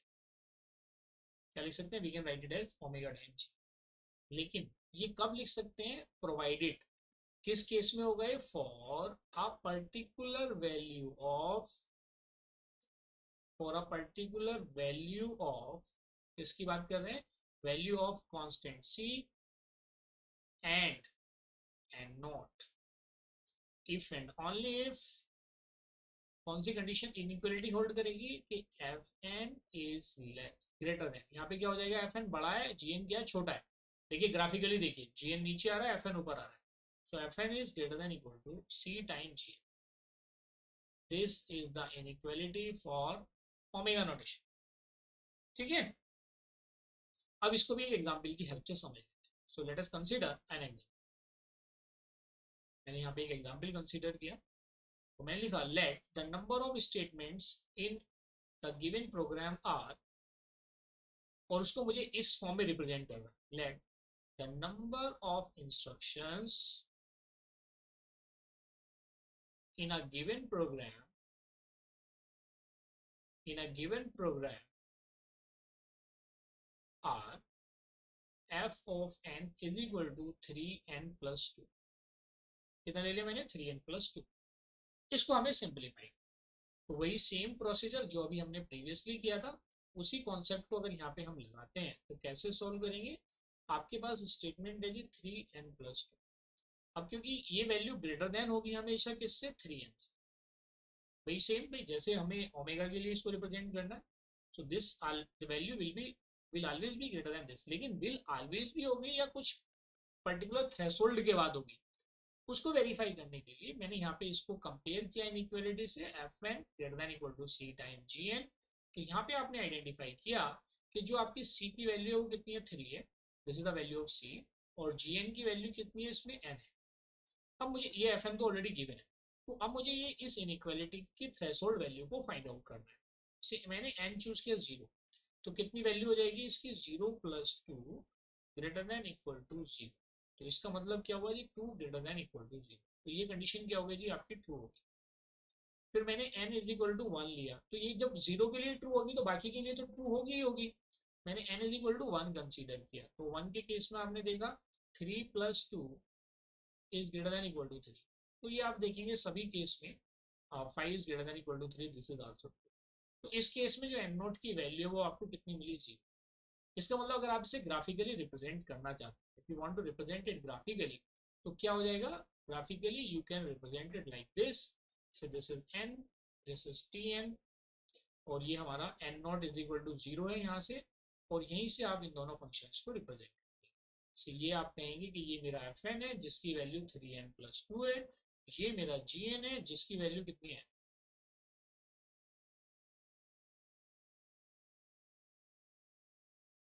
I hope this is clear to everybody. चलो, तो आपने दोनों चीजों को समझ लिया। Now let us move towards the theta notation, इसकी बात कर रहे हैं। Now let us discuss the third one which is the theta notation. Third one is a theta notation. तो थीटा नोटेशन को कैसे रिप्रेजेंट करते हैं, विद द सिंबल थीटा। अब इसको थोड़ा सा आगे और बढ़ते हैं कि भाई इसको हम कैसे रिप्रेजेंट। तो इस केस में भी मैंने एक फंक्शन ले लिया say F N is equal to theta time ji n. लेकिन ये इनइक्वालिटी कब होल्ड करेगी, पहले मैं इसका एक ग्राफ बना देता हूँ कि भाई this is a graph say n, this is p n, और इसको भी मैं ओरिजिन से लेके जाता हूँ, और यहाँ पे मेरे पास 3 डिफरेंट फंक्शंस से मैंने एज्यूम कर लिया भाई ये मेरा एफ एन है, say this is g c one g n है, और ये मेरा से सी टू टाइम जी एन। तो आप ये कह सकते हो, देखिए ये जो ग्राफ है ये बेसिकली थीटा को रिप्रेजेंट करेगा, ये नोटेशन ओमेगा को करेगी, और ये किसको रिप्रेजेंट करेगी, बी को। ये आपको मैं यहाँ पे भी नोटेशंस का बता दूँ। But this inequality, when this inequality we hold for a particular value of, for a particular value of, values of, you can say values of C1, C2 and N naught, and input size N, ठीक है। if and only if and only if, कब, जब ये inequality hold करे, ये जो मेरा f N है, देखिए ये वैल्यू इससे तो बड़ी है लेकिन ऊपर वाले से छोटी है। आप क्या कहेंगे, greater than equal to c one time ji n and less than equal to c two time G N. क्या हो जाएगा, c two time g. I hope it is clear to everybody कि भाई किस तरह से वर्क कर। तो ये जो वैल्यू है ये बेसिकली आपका लोअर बाउंड है। यही तो नोटेशन जब मैंने आपको स्टार्टिंग में बताया था, और मैंने बताया भी था कि भाई ये थीटा है, ये ओमेगा है, और ये आपका बिग हो। कुछ इसी टाइप से मैंने रिप्रेजेंट किया था वहां पे। Now you can recall it easily. अब इसको भी एक एग्जाम्पल की हेल्प से समझ, let us understand it as well with the help of an example. Let the number of statements in the given program, वही same, let the number of statements in a given program, in a given program are, ये is कर दिया जी, fn is equal to 3n+2। इसको हमें theta notation की help से represent करना है। तो हम इसको कैसे लिख सकते हैं, we can write it as कि जो मेरा 3n+2 है ये ग्रेटर देन इक्वल टू है C1 टाइम, क्या कर सकते हैं हम, C1 की जरूरत ही नहीं है अभी, हम पहले क्योंकि हम इसको न्यूमेरिकली रिप्रेजेंट कर रहे हैं वो इनइक्वालिटी के साथ आ जाएगा। हाँ, तो यहाँ पे मैं इसको इरेज कर देता हूँ। तो इस केस में आपने देखा कि इसकी जो वैल्यूज आएंगी, ये value greater than equal to होगी 3n, but it will be less than equal to 4n। मतलब दोनों को एक तरीके से बिगो और ओमेगा को मर्ज किया गया है। अब इसको आप कंपेयर कर सकते हो इस इनइक्वालिटी से, आप लिख सकते हो जी ये मेरा एफ एन है, it is greater than equal to C1 time ji n, और ये मेरा लेस देन इक्वल टू है C2 टाइम जी एन। तो इस केस में जो वैल्यूज होंगी क्या होंगी, इस केस में आप बता सकते हो भाई एफ एन तो गिवन है 3n+2 है, C1 को आपने कंपेयर किया यहाँ से, C1 कितना है 3 है आपका, C2 को आपने यहाँ से कंपेयर किया। कई बार इन वैल्यूज को भी पूछ लिया जाता है, sometimes in the examination in values को भी पूछ लिया जाता है। ये वैल्यूज आ गई, अगर आप देखेंगे तो, और जो जी एन की वैल्यू है, जी एन इज एन, दोनों केस में जो आपका जी एन है उसकी वैल्यू क्या है। अब हमें वो थ्रेशोल्ड वैल्यू फाइंड आउट करनी है, किस थ्रेशोल्ड के लिए वर्क करेगा। अगर मैं इस लोअर बाउंड की बात करूँ तो इन दोनों को हम इवेल्युएट कर चुके हैं। अगर मैं लोअर बाउंड की बात करता हूँ तो इसके लिए कंडीशन होल्ड करती है कि n is greater than equal to 0। और इस अपर बाउंड की अगर मैं बात करता हूँ, इस वाले पार्ट की बात करता हूँ, तो इसके लिए अभी हमने प्रीवियसली देखा ही है, क्या थी यहाँ पे एन की वैल्यू क्या थी, ग्रेटर देन इक्वल टू, जो अभी हमने इवेल्युएट। लेकिन हाँ, वो हमने जो इवेल्युएट करी थी वो 3n+1 के लिए करी थी, लेकिन जब हम 3n+2 के लिए करेंगे तो ये वैल्यू 2 आ जाएगी। आप बात समझ लो, देखिए जो मैंने यहाँ पे मैं क्या बता रहा हूँ, यहाँ पे मैंने जो कंडीशन ली थी वो 3n+1 लिया था। अगर इसी को आप यहाँ पे 3fn आपका अगर 3n+2 हो जाएगा, अगर आप इसको 3n+2 चूज कर लोगे, तो ये जो वैल्यू आ रही है ये यहाँ पे n=2 पे जाके होल्ड करेगा। देखिए मैं इसको प्रीवियसली हम जा रहे हैं, मैं क्योंकि मैंने वहां पे इसको कंसीडर किया इसलिए इसको बताना जरूरी है। अगर मैं इस फंक्शन को लेके चलता हूँ कि भाई मेरे पास 3n+2 है और लेस देन इक्वल टू मेरा क्या रहेगा, 4n ही रहेगा, लेकिन जब मैं n=0 चूज करता हूँ तो इसकी वैल्यू क्या हो जाएगी, 2 less than equal to 0 false. जब मैं n=1 चूज करता हूँ तो इसकी वैल्यू कितनी हो जाएगी, 5 लेस देन इक्वल टू 4, ये भी क्या हो जाएगी, फॉल्स। लेकिन जब मैं n=2 चूज करता हूँ तो इसकी वैल्यू कितनी हो जाती है, 6+2 is 8 less than equal to 8, तो यहाँ पे होल्ड करता है, this is the true value. तो यहाँ पे जो n है वो ग्रेटर देन इक्वल टू 2 है, तो यहाँ पे जो मैंने कंसीडर किया है वो n, क्योंकि सिमिलर फंक्शन ही हो गया तीनों में एक तरीके से, तो ये होल्ड करेगा। ये दोनों बात समझ में आ गई। तो ये वाला पोर्शन इसके लिए अलग कंडीशन होगी और उसके लिए अलग condition. So you can represent them in the form of a you can say graphical representation में इसको आप इजीली रिप्रेजेंट कर सकते। I hope this is clear to everybody कि किस तरह से ये वर्क कर रहा है।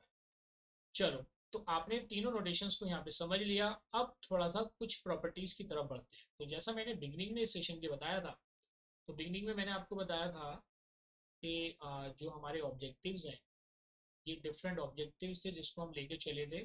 तो अब हम यहाँ तक डिस्कस कर चुके हैं, now we will move towards the properties of asymptotic notation. तो डियर स्टूडेंट, जैसे मैंने आपको बताया कि मेरा अपना पर्सनल वाईफाई हेल्पमेट चैनल भी है, यूट्यूब चैनल भी है। उस पर हम थ्योरी ऑफ कंप्यूटेशन स्टार्ट कर रहे हैं, और थ्योरी ऑफ कंप्यूटेशन स्टार्ट हो रहा है मंडे से, कमिंग मंडे से। और उसमें रेगुलर सेशन होंगे Monday to Friday 10 PM to 11 PM। तो जो स्टूडेंट अटेंड करना चाहते हैं चैनल भी सब्सक्राइब कर लें, and you can join from Monday.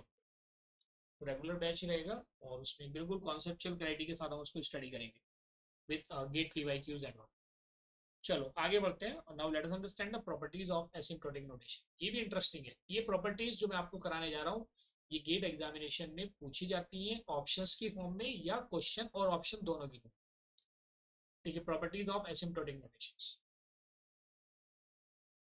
Properties of asymptotic notation, इनको करने के बाद जैसे हम ये प्रॉपर्टीज करेंगे, प्रॉपर्टीज करने के बाद हम आगे कॉन्सेप्ट पढ़ेंगे कि किन्हीं दो फंक्शन को अगर हमें चेक करना हो कि विच वन इज बेटर, या कहाँ पे थीटा लगाना है कहाँ पे ओमेगा। अभी तो हमने सिंपल एसिम्प्टोटिक समझा है, उसको अप्लाई भी करना है, जिसमें हम स्टर्लिंग फार्मूला का यूज भी कर सकते हैं या एल हॉस्पिटल रूल का अप्लाई करेंगे, और उन दोनों फंक्शन को चेक करेंगे क्या वो दोनों फंक्शन सिमिलर वे में बिहेव कर रहे हैं, या कोई फंक्शन फास्टर है कौन सा स्लोअर है, वो आगे जाके चीज़ों को समझेंगे। लेकिन प्रॉपर्टीज को भी समझना जरूरी है। प्रॉपर्टीज में आप देखेंगे कुछ जनरल प्रॉपर्टीज हैं जिसको हम डिस्कस करने जा रहे हैं। फर्स्ट वन है, अगर मैं लिखता हूँ जी एफ एन इज द, अच्छा वाइट से कर ले, मैंने लिखा say F N is equal to order of g. क्या लिखा मैंने, f N is equal to order of g. तो अगर मैं इस फंक्शन को किसी कांस्टेंट से भी मल्टीप्लाई कर दूं, अगर ए मेरा क्या है, कांस्टेंट है, अगर मेरा अभी जो मैंने बातें बताई थी, अगर ए कांस्टेंट भी है और मैंने उसको एफ ऑफ एन से मल्टीप्लाई किया, this is the order of g, तो उस कॉम्प्लेक्सिटी पे कोई इफेक्ट नहीं पड़ेगा। ठीक है, इन द सेम वे ये तो ओमेगा के साथ है, वो सॉरी बिग ओ के साथ है, यही सेम अगर मैंने इसको ए पार्ट मान लिया, इसका B part, the same property is applicable with theta as well as with omega. यही सेम प्रॉपर्टी से ए इंटू एफ एन, दोनों में कोई इफेक्ट चेंज नहीं है, से थीटा ऑफ जी, ये दोनों होल्ड करेंगे, तो इट इज अ कांस्टेंट। तो मैं किसी भी स्टेटमेंट को यूज कर सकता हूँ, बहुत आर सिमिलर। तो कई बार ये आता है कि भाई आप odd one out find out करिए, which of the following is not the correct statement. तो अब आप जानते हो 2021 से मल्टीपल करेक्ट चॉइस का भी ऑप्शन आ गया है। कहीं पे अगर वो ये लिख देता है F N is equal to theta of f g n, और कहीं पे ए अगर उसने कांस्टेंट बना दिया, ए को उसने क्या कहा जी कांस्टेंट है, और A f N is equal to theta g n कर दिया, तो आप ये मान के चलेंगे कि ये दोनों के दोनों क्या सिमिलर है। इसलिए मैं यहाँ पे करा रहा हूँ, क्योंकि इन चीज़ों को समझना बहुत ज़रूरी है। इन द सेम वे हम ओमेगा के साथ भी यही रूल अप्लाई कर सकते हैं। से g ऑफ n है, so I can write it as say a into f of n is equal to omega time g. क्या लिख सकते हैं? Omega time g. ठीक है, तो अब आप देखेंगे this a is a constant, ये क्या है? This a is a constant. आगे समझते हैं second property. I hope this is clear to you. आप इजीली आइडेंटिफाई कर लें एग्जाम में कौन से सिमिलर स्टेटमेंट है रिलेटेड टू द नोटेशंस। आइए अब समझते हैं रिफ्लेक्सिव प्रॉपर्टी। ये बड़ा इंटरेस्टिंग है और इन प्रॉपर्टी को आपने डिस्क्रीट मैथ में भी स्टडी किया होगा। रिफ्लेक्सिव प्रॉपर्टी, ये जब भी आपने कहीं पे सेट थ्योरी पढ़ी होगी तो रिफ्लेक्सिव प्रॉपर्टी को आपने जरूर स्टडी किया होगा। रिफ्लेक्सिव प्रॉपर्टी क्या कहती है कि कोई भी एलिमेंट अपने आप से ही रिलेटेड है। तो जब कोई भी एलिमेंट अपने आप से रिलेटेड है, अगर इसको आपको टीओसी में रिप्रेजेंट करना है, टीओसी में अगर इसको ग्राफिकली रिप्रेजेंट करना है तो आप कैसे लिखेंगे? This is A is related to it is a self loop, a kind of self. अब ये इस प्रॉपर्टी को हमें अप्लाई करना पड़ेगा। तो मैंने मान लिया if f N is given, say if function of N is given, तो इसको हम कैसे रिप्रेजेंट कर सकते हैं? ये तीनों ही नोटेशन के साथ एप्लीकेबल है। तीनों मतलब I can write it as F N is equal to order of F n. मतलब ये बेस्ट केस, वर्स्ट केस और एवरेज केस तीनों में ही एप्लीकेबल है। अगर मैं बी कहता हूँ, से मैंने बी कहा, बी यहाँ पे ले लेते हैं इंस्टेड ऑफ एयर। तो मैंने अगर एफ एन, ये थीटा के साथ भी एप्लीकेबल है, इसमें कोई डिफरेंस नहीं है। बेस्ट केस या worst case, average case and best case, तीनों में ही रिफ्लेक्सिव प्रॉपर्टी एप्लीकेबल है। कुछ प्रॉपर्टी हैं जो अभी हम डिस्कस करने जा रहे हैं, वो कुछ केसेस में एप्लीकेबल होती है, कुछ केसेस में नहीं होती। बट इस केस में आप देखेंगे this property, reflexive property is applicable in all the three cases. तो जैसे आप देखते हो रिफ्लेक्सिव के बाद जो सेकंड प्रॉपर्टी है that is transitive. Transitive property, transitive property को आपने ऑलरेडी स्टडी किया हुआ ही है कि if a is a brother of b and b is a brother of c, then a is a brother of C.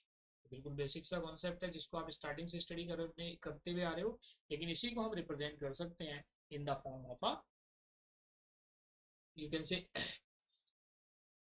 Asymptotic notation. कि मेरे पास से एफ एन है, F N is the order of g n, and say मेरे पास जो g n है, g n is the order of h N.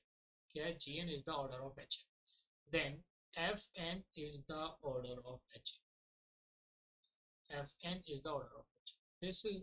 This represents the transitive property. आप इसे एग्जाम्पल से भी समझ सकते हैं क्योंकि ये तो चलो जनरल हो गया। एग्जाम्पल में आप कैसे समझ सकते हैं कि भाई आपके पास एफ एन है and f N is N square, say g n आपके पास है which is n cube, and say h n एक थर्ड फंक्शन है which is say n to the power four. अब आप अगर इस फॉर्म में इसको रिप्रेजेंट करना चाहते हैं, you want to represent a transitive relation, तो आप क्या लिख सकते हैं? You can write it as n square का जो बिग ओ होगा वो क्या होगा? N cube. और मैं कहता हूँ जी एन क्यूब का जो बिग ओ होगा वो क्या होगा? N to the power. ये बात समझ में आ गई? तो इसका मतलब क्या हुआ? एन स्क्वायर का भी जो बिग ओ होगा वो क्या होगा? N to the power. तो ट्रांजिटिव प्रॉपर्टी के अकॉर्डिंग एन स्क्वायर का जो बिग ओ हो गया वो क्या हो गया जी? N to the power. This is a transitive property. अब जो ये ट्रांजिटिव प्रॉपर्टी है, वैसे अगर आपने इसको डिस्क्रीट में जब स्टडी किया था तो डिस्क्रीट में आपने कैसे स्टडी किया था जी? सपोज करो a related to b, b related to c, then c related to a, या ए रिलेटेड टू सी, आपने ऐसे स्टडी किया। इसको आप डायग्राम की फॉर्म में भी लिख सकते हैं। So this is a, b and c. आप कहेंगे जी a related to b, b related to c, then a related to c. क्या हो गया? ए रिलेटेड टू क्या हो गया? सी हो गया। ठीक है, तो इस केस में अगर आप देखेंगे, अगर मैं इसको आगे लेके बढ़ता हूँ, तो ये सेम जो ट्रांजिटिव प्रॉपर्टी हमने बिग ओ के साथ करी है, तो you can write it as this property is also applicable for all other two notation. This property is also applicable, ये ध्यान रखना। कई बार क्या होता है वो ट्रांजिटिव दे देता है लेकिन वो थीटा और ओमेगा दे दिया, तो कुछ केस अभी जब हम ओमेगा को स्टडी करेंगे तो ओमेगा में सारे केस एप्लीकेबल नहीं होंगे, लेकिन यहाँ पे हम ट्रांजिटिव की बात कर रहे हैं। नहीं, ओमेगा में नहीं, मतलब जो अभी हम क्या कहते हैं सिमेट्रिक की बात करेंगे। This property is also applicable for theta and omega, ये ध्यान रखें। ठीक है, चलो आगे बढ़ते हैं और अब हम समझते हैं next property. And the next property is symmetric property. The third one is symmetric property. Symmetric property, symmetric के साथ एसोसिएशन भी होता है दूसरी प्रॉपर्टी का। तो यहाँ पे देखिए आपको समझ में आ जाएंगी चीजें, वो कंफ्यूज कैसे कर सकता है आप। सिमेट्रिक प्रॉपर्टी में आपने ऑलरेडी स्टडी किया था कि a related to b implies b related to a. इसको अगर मुझे डायग्रामेटिकली रिप्रेजेंट करना है ऐसे, this is a, this is b, a is related to b and say b is related to a. ये बात समझ में आ गई। तो इस केस में आप देखेंगे दिस प्रॉपर्टी को अगर समझना है, मैंने लिखा थी f N is the theta time ji n. F N क्या है, सिर्फ थीटा टाइम जी एन है। तो ट्रांजिटिव सॉरी सिमेट्रिक प्रॉपर्टी के अकॉर्डिंग जो जी एन होगा it will be theta time of f. क्या होगा, theta time of F n. अब मोस्ट इंपोर्टेंट पार्ट है कि ये जो सिमेट्रिक प्रॉपर्टी है this is only for theta, this is applicable only for theta. ये ध्यान रखना है, क्योंकि वो स्टेटमेंट देगा और इस तरीके से रिप्रेजेंट करेगा दूसरे केसेस में, तब वहां पे ये एप्लीकेबल नहीं होगा। So this is the key point जो मैंने स्टार बनाया है। This property is not applicable for, this property is not applicable for, is not applicable for big O and omega, not applicable for, is not applicable for big O and omega। ये ध्यान रखना है आपको, and omega, क्योंकि वो statement क्या करेगा, symmetric property apply कर देगा और आप जानते हो कि सिमेट्रिक एप्लीकेबल है। बट आपको ये भी ध्यान करना है कि सिमेट्रिक प्रॉपर्टी सभी केसेस में एप्लीकेबल नहीं है। अगर हमें इतनी चीज़ें जब हम एग्जाम पे प्रॉब्लम सॉल्व कर रहे होते हैं अगर हमें समझ में आ जाती है तो फिर हमारे लिए चीज़ें बड़ी ईजी हो जाती हैं उनको सॉल्व करना। ठीक है, नहीं तो हम फंस ही जाते हैं फिर। तो ये छोटी छोटी बातें हैं, जैसे कोई भी चीज़ अगर आप सॉल्व कर रहे हैं तो सॉल्व करने से पहले उसके फॉर्मूलाज का पता होना जरूरी है कि कौन सा कहाँ एप्लीकेबल है, और इसके रीजन भी आप आइडेंटिफाई कर सकते हैं। जैसे मैंने यहाँ पे इसको इनकम्प्लीट छोड़ दिया, आपको मैंने रीजन नहीं बताया, आप खुद से लेना और उसको अप्लाई करके देखना। आप कोई भी एग्जाम्पल लेना और उसको अप्लाई करके देखना और चेक करना कि क्यों एप्लीकेबल नहीं है। ये आपके लिए होम असाइनमेंट, ये एप्लीकेबल क्यों नहीं है, कंसिडर एन एग्जाम्पल और this is an home assignment for you. अगर आपको कोई डाउट रहता है then you can comment me and ask me. ये क्या है, consider an example and verify. ये आपका होमवर्क है, सर कहेंगे सर भी होमवर्क दे रहे हैं, ठीक है, you have to verify it. आज कुछ ज़्यादा ही मुझे बोलना पड़ रहा है, आज मैं आप लोगों को क्वेश्चन दे नहीं पा रहा हूँ, लेकिन चलो आगे जाके आज कॉन्सेप्ट की क्लास है जो इसका नेक्स्ट सेशन है उसमें प्रॉब्लम करेंगे और आप, मुझे उम्मीद है कि आप खुद से सॉल्व करेंगे। अभी मैंने आपको दूसरे टाइप के नहीं बताए हैं जिसमें रिकरेंस रिलेशन है, उसकी कॉम्प्लेक्सिटी फाइंड आउट करना है, वो धीरे धीरे आएगा। नेक्स्ट वाले में उसको करके गेट की प्रॉब्लम भी करेंगे, हो सकता है गेट की प्रॉब्लम हम आज भी करें। ठीक है, नेक्स्ट प्रॉपर्टी ये है transpose symmetric. This is a transpose symmetric property, transpose symmetric property. वो क्या कहती है जी, देखिए वो कहती है कि if f N is the order of g n, उसने कहा if f of N is order of g, then जो जी एन होगा इसका रिवर्स हो जाएगा, then ji n is omega of F n. G N क्या हो जाएगा जी, ओमेगा ऑफ एफ। ये जो है ट्रांसपोज सिमेट्रिक, सिमेट्रिक तो है भाई, एफ एन जी एन से रिलेटेड है, जी एन एफ एन से है, लेकिन उसका क्या हो गया ट्रांसपोज। जो बिग ओ था वो किस में कन्वर्ट हो गया, ओमेगा में। बिग ओ का मतलब क्या हुआ, जो वर्स्ट केस था वो क्या बन गया, बेस्ट केस। भाई वर्स्ट केस को उसने किस में ट्रांसपोज कर दिया, बेस्ट केस में, और वाइस वर्सा। एग्जाम्पल से समझ लेते हैं, let us consider an example. For example मैंने कंसीडर किया जी f N is equal to n square, और जो मेरा जी एन है say g n is n cube, g N क्या एन क्यू। अब इस प्रॉपर्टी को आप ऊपर से अप्लाई करें, मैंने यहाँ पे एज्यूम किया था, तो मैं क्या लिख सकता हूँ, मैंने लिखा जी n square is equal to big O of n cube. ठीक है, तो मैं क्या लिख सकता हूँ, based on this I can write it as जो मेरा एन क्यूब है, इसका जो बेस्ट केस है वो क्या होगा, n square. This property is known as transpose symmetric property. ठीक है, आपने इन दोनों को सिमेट्रिक भी प्रॉपर्टी अप्लाई कर दी और ट्रांसपोज कर दिया, big O is converted into the omega. ये चीज क्लियर है। लेकिन ये जो ट्रांसपोज सिमेट्रिक प्रॉपर्टी है, so the key point two remember, this property is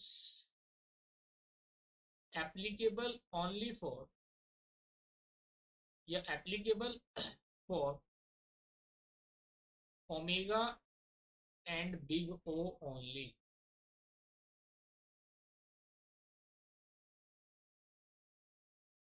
and not applicable for theta,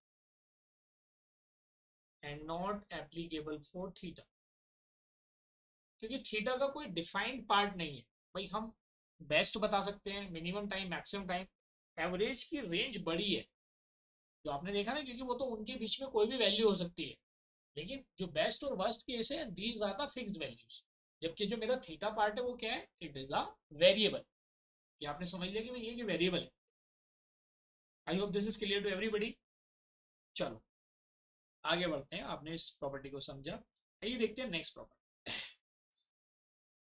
next property is, sixth one is, क्या कहती है जी six property, if f N, क्या है जी, if f N is order of g, and जो मेरा f N है वो वर्स्ट केस भी है और वो बेस्ट केस को भी सेटिस्फाई करता है। एफ एन का दोनों ऑर्डर है, देन अगर एफ एन बिग ओ को भी सेटिस्फाई करता है और एफ एन बेस्ट केस को भी सेटिस्फाई करता है, तो इसका मतलब क्या हुआ, एफ एन मेरा थीटा ऑफ जी एन है। आपको समझ में आ गया। अगर वो दोनों को ही लाई करता है तो वो क्या हो जाएगी मेरी वैल्यू, एवरेज केस। इसका एग्जाम्पल कंसीडर कर लेते हैं। मैंने यहाँ पे लिया, मेरे पास एफ एन है, एफ एन की वैल्यू है big O of N square, और एफ एन की ही मेरे पास वैल्यू है ओमेगा ऑफ एन स्क्वायर, क्योंकि ये दोनों फंक्शन तो जी एन सेम है। तो अगर ये वैल्यू सिमिलर है, then I can also write it as theta of N. तो अब आपको यहाँ पे समझ में आ जाना चाहिए कि जो मेरी थीटा वाली टर्म है, या बिग ओ वाली टर्म है, या ओमेगा वाली टर्म है, वो कब थीटा से interchangeable. Are you getting my point और नॉट। हर केस में आपकी जो वर्स्ट केस कॉम्प्लेक्सिटी है वो एवरेज नहीं हो सकती, हर केस में जो आपकी बेस्ट केस कॉम्प्लेक्सिटी है वो एवरेज नहीं हो सकती। कब हो सकती है वो आपने देख लिया कि दीज आर द केसेस जिन केसेस में ये वैल्यू हो सकती है। ठीक है, आइए आगे बढ़ते। नेक्स्ट प्रॉपर्टी, मैंने कहा जी if f N is the order of g n, and जो मेरा एच एन है is the order of i n. I एक फंक्शन का नेम है। तो अब इन दोनों को अगर मैं ऐड करता हूँ, देन अगर इन फंक्शंस को मैंने ऐड किया, एफ एन और एच एन को, इसकी जो कॉम्प्लेक्सिटी होगी that will be the maximum of that will be maximum of say g n comma i n. क्या होगा, ये इन दोनों का मैक्सिमम होगा।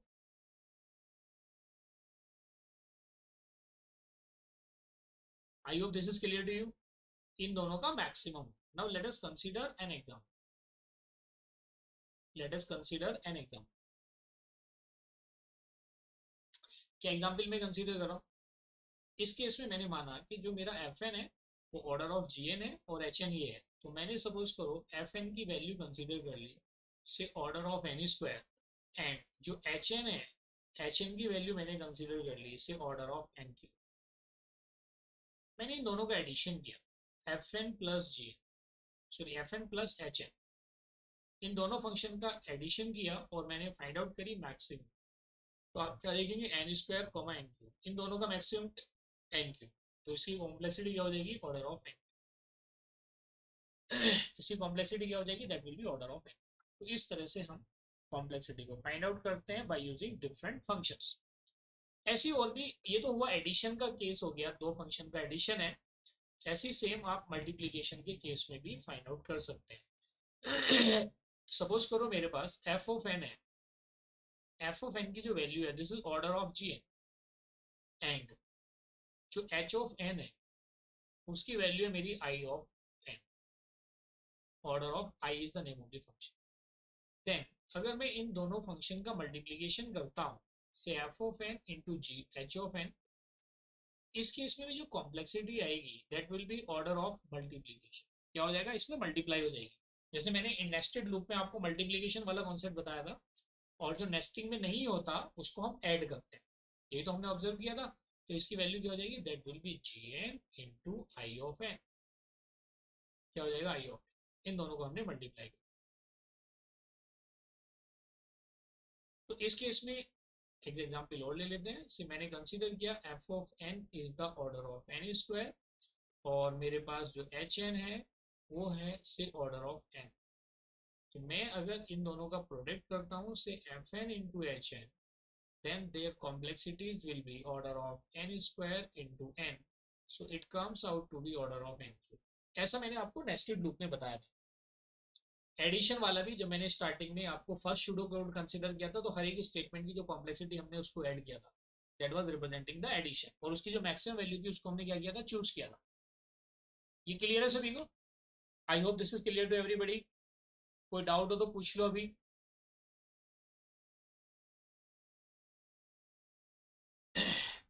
एक सेकेंड। हाँ, तो मुझे लगता है कि ये यहाँ तक की बातें सारी सभी को क्लियर है। आइए समझते हैं नेक्स्ट कॉन्सेप्ट। और आई मीन नेक्स्ट कॉन्सेप्ट मतलब कुछ एग्जाम्पल कंसीडर कर लेते हैं। I am getting a call.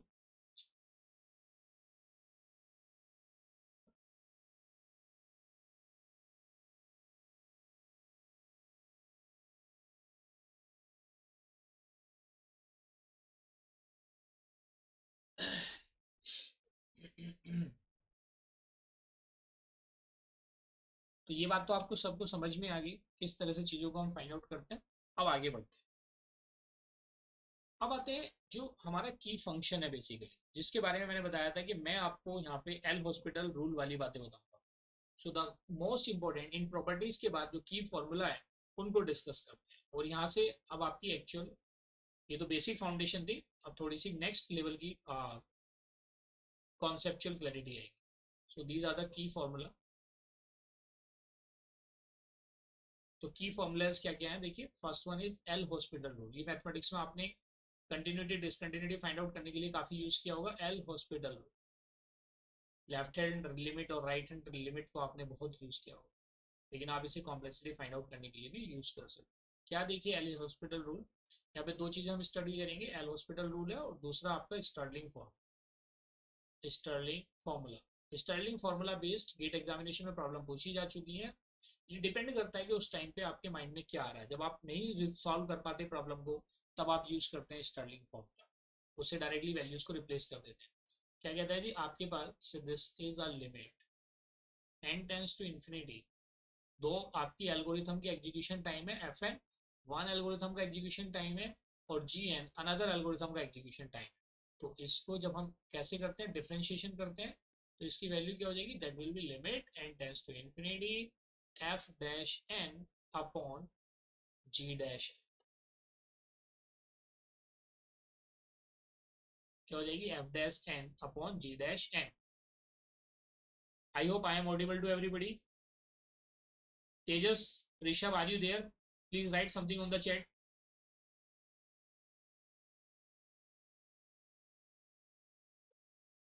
Stirling formula. तो स्टर्लिंग फॉर्मूला क्या कहता है जी, आपके पास अगर कहीं पे फैक्टोरियल एन है, तो factorial N can be represented by, according to Stirling formula, it is 2 pi N, N by E to the power N. क्या हो जाएगा, N by E to the power N. तो फैक्टोरियल एन को simplify करने के लिए हम इसका भी यूटिलाइजेशन करते हैं। चलो अब बात आगे बढ़ती है कि ये जो एफ बाई एन है, तो जहां पे मैंने बताया था कि भाई it is the growth rate of algorithm one है, जो मेरा एफ एन है, basically my fn is growth rate of algorithm 1, and gn is the growth rate of algorithm 2।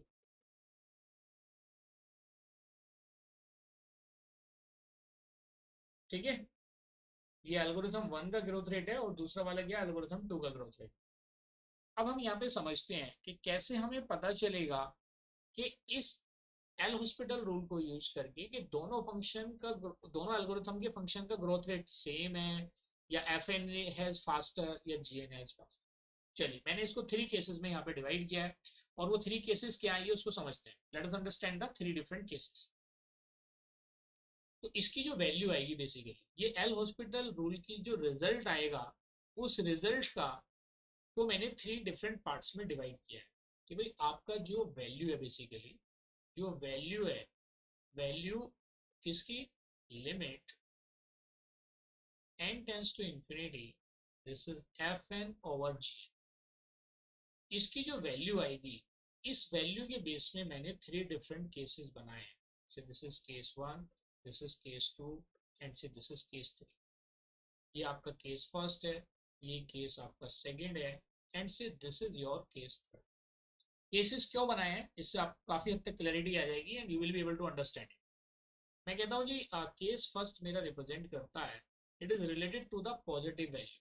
ये किसको रिलेटेड है, या सपोज करो मैंने इसको ले लिया जी zero value, it is for zero value. अगर वैल्यू क्या आ जाती है, value is equal to zero. एक मिनट मैं इसको थोड़ा सा करेक्ट कर दूँ, एक मिनट से मैंने यहाँ पे इसको कंसिडर कर लिया, value is equal to zero. जो मेरा केस फर्स्ट है वो जीरो वैल्यू के लिए, say this is value is equal to क्या, जीरो। ये केस फर्स्ट है। तो जब केस फर्स्ट है और उसमें value is equal to zero है, दूसरा केस मैंने क्या मान लिया कि भाई मेरी जो वैल्यू है इट इज अ पॉजिटिव। और थर्ड क्या हो सकता है कि जो मेरी वैल्यू है से इट इज इन्फिनिटी। वैल्यू क्या है, इन्फिनिटी। तो मेरे पास यहाँ 3 डिफरेंट केस है। तो let us understand each case one by, let us understand each case one by. तो अगर value is equal to zero, अगर इन दोनों की वैल्यू जीरो आ जाती है तो ये क्या रिप्रेजेंट करेगा, ये रिप्रेजेंट करेगा, represent F N has slower rate of growth than ji N. It means it represents it represents fn has slower rate of growth, slower rate of growth than gn। ठीक है, F ये अगर value zero, इसकी result की value अगर zero आती है तो क्या रिप्रेजेंट करेगा, एफ एन है slower rate of growth than G N. इसका मतलब क्या हुआ, एफ एन अगर स्लो है और जीएन फास्ट है, इसका मतलब तो यही हो गया। So I can write it as F N is the big of G. मतलब एफ एन का जो फास्टर रेट है वो क्या है, या वर्स्ट केस क्या है, वो जीएन। ठीक है। अब अगर वैल्यू क्या है, पॉजिटिव है, so it represents the same, it represents the same order of growth, it represents same order of growth, same order of growth। तो सेम ऑर्डर ऑफ ग्रोथ को हम किससे रिप्रेजेंट करेंगे, इट मीन्स ये तो मेरा कौन सा था, worst case, it is the worst case basically. इसको अभी हमने देखा था हमने यहाँ पे, it is the worst case. और यहाँ पे अगर सेम ऑर्डर ऑफ ग्रोथ है, then it represents the average case. और एवरेज केस के लिए you can write it as F N is theta time G N. क्या रिप्रेजेंट करेगा, F N is theta time ji N. ये चीज clear है। सो अगर आप वापस जाएंगे थोड़ा सा, तो यहाँ पे मैंने आपको बताया था कि दोनों का जो सिमिलर वैल्यू ली थी मैंने, कहाँ गई वो दोनों की सिमिलर वैल्यू, जब मैंने थीटा को रिप्रेजेंट किया। दिस सिक्स्थ जो आइडेंटिटी मैंने बताई, अगर दोनों का सिमिलर रेट ऑफ ग्रोथ है तो वो किस कैटेगरी में आएगा, that will come into the category of average case. I hope this is clear to everybody. किस केस में आएगा, वो एवरेज केस की कैटेगरी में आएगा। अगर मेरी वैल्यू क्या है, इन्फिनिटी है। इन्फिनिटी क्या रिप्रेजेंट करता है, it represents F N has, भाई देखिए दोनों केस आ गए, एफ एन स्लो हो गया, सेम हो गया, तो अब एफ एन क्या होगा, फास्टर होगा। It represents F N has, F N has higher rate of growth, has higher rate of growth than H N, oh sorry than ji N, not H N, this is ji N, क्योंकि हम F n और g N को compare कर रहे हैं। इसका मतलब क्या हुआ, F N has higher rate of growth than GN, it means it represents the best case. इसको represent करता है, it represents the best case. So in best case we can represent it as Fn is omega time Gn. ये बात समझ में आ गई। इसको आप Fn है slower rate of growth than Gn, इसको आप ग्राफिकली अभी हमने जो समझा था हम वैसे भी इसको रिप्रेजेंट कर सकते हैं कि भाई ये मेरा Gn है, से ये मेरा Fn है, ये मेरा n है, ये मेरा Tn।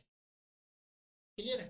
तो इस तरह से भी आप इसको रिप्रेजेंट कर सकते हैं। दोनों का सेम रेट ऑफ ग्रोथ है, तो दोनों के सेम रेट ऑफ ग्रोथ को भी आप रिप्रेजेंट कर सकते हैं। तो आप कैसे रिप्रेजेंट करेंगे कि दोनों का जीएन ही है, वही जो हमने प्लान किया था, जो हमने स्टडी भी किया ऑलरेडी, कि भाई ये मेरा एफ एन है, ये जीएन है, और ये भी जीएन, दोनों क्या है, सेम है। इसको जिसको हमने C1 लिया था और यहाँ पे C2 लिया था, ऐसे ही सेम ये बिग हो के ये किसके केस में आ गया, ये थर्ड केस हो गया बेस्ट केस वाला। ये क्या है इसमें, F N has higher rate of growth than G, तो आप इसको ऐसे रिप्रेजेंट कर सकते हैं, this is F N, this is G, ये वैल्यू एन है, say this is T N. यहाँ पे ये ओरिजिन है zero, this is zero and this is also. तो आई होप कि ये बात आपको यहाँ पे समझ में आ चुकी है। अब जो हमें मोस्ट इंपोर्टेंट पार्ट है, इस इन तीनों केसेस को एक एक एग्जाम्पल से समझ लेते हैं जो क्वेश्चन पूछे जाते हैं। ठीक है। अब मान लिया दो फंक्शन दे दिए, एग्जाम में क्वेश्चन क्या आता है, 2 मार्क्स में पूछा जाता है, 1 मार्क्स में पूछा जाता है, लिंक प्रॉब्लम हो तो 4 मार्क्स में पूछी जाती है। अब क्वेश्चन यहाँ पे ये आता है कि भाई आपके पास दो डिफरेंट फंक्शन है, उन्हें कंपेयर करिए।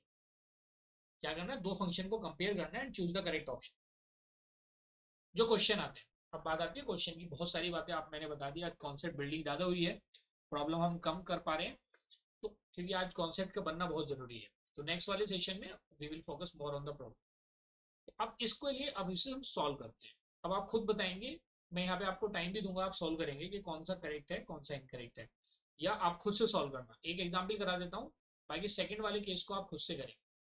Compare order of growth of, say compare order of growth of, compare order of growth of half of N,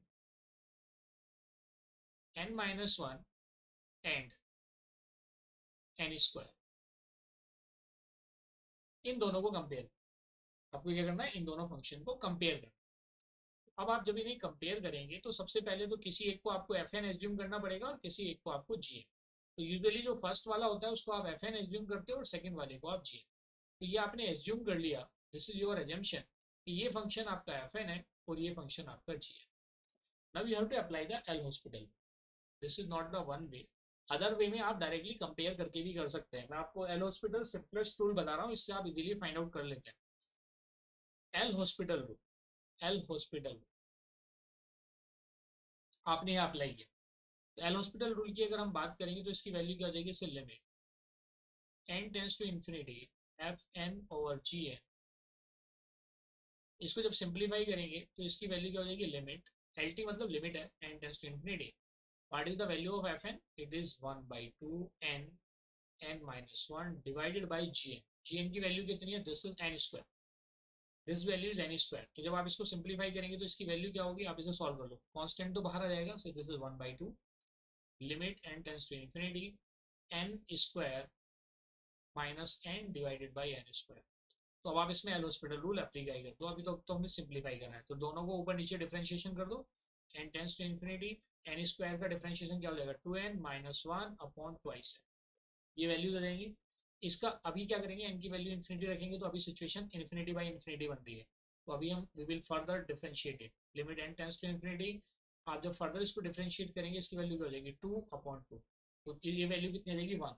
तो बेसिकली आपको मिली इसकी वैल्यू हाफ। तो हाफ किसको रिप्रेजेंट करता है, हाफ रिप्रेजेंट पॉजिटिव वैल्यू, किसको रिप्रेजेंट करता है, पॉजिटिव। और पॉजिटिव को अभी जो हमने केस डिस्कस किया है, पॉजिटिव किसको रिप्रेजेंट करता है, एवरेज केस को। किसको रिप्रेजेंट करता है, it represents the average case. लेकिन ये आप डायरेक्ट भी देख के बता सकते हो, ये किसको रिप्रेजेंट कर रहा है, it is representing the average case. Case भी पूछे जा सकते हैं, लेकिन आप ये अगर देखोगे इस पोलिनोमियल को, अगर देखोगे तो इसकी भी कॉम्प्लेक्सिटी एन स्क्वायर होगी, तो इसकी भी कॉम्प्लेक्सिटी कितनी, एन स्क्वायर है। क्योंकि हायर डिग्री टर्म इस केस में भी क्या होगी एन स्क्वायर, उस केस में भी क्या एन स्क्वायर।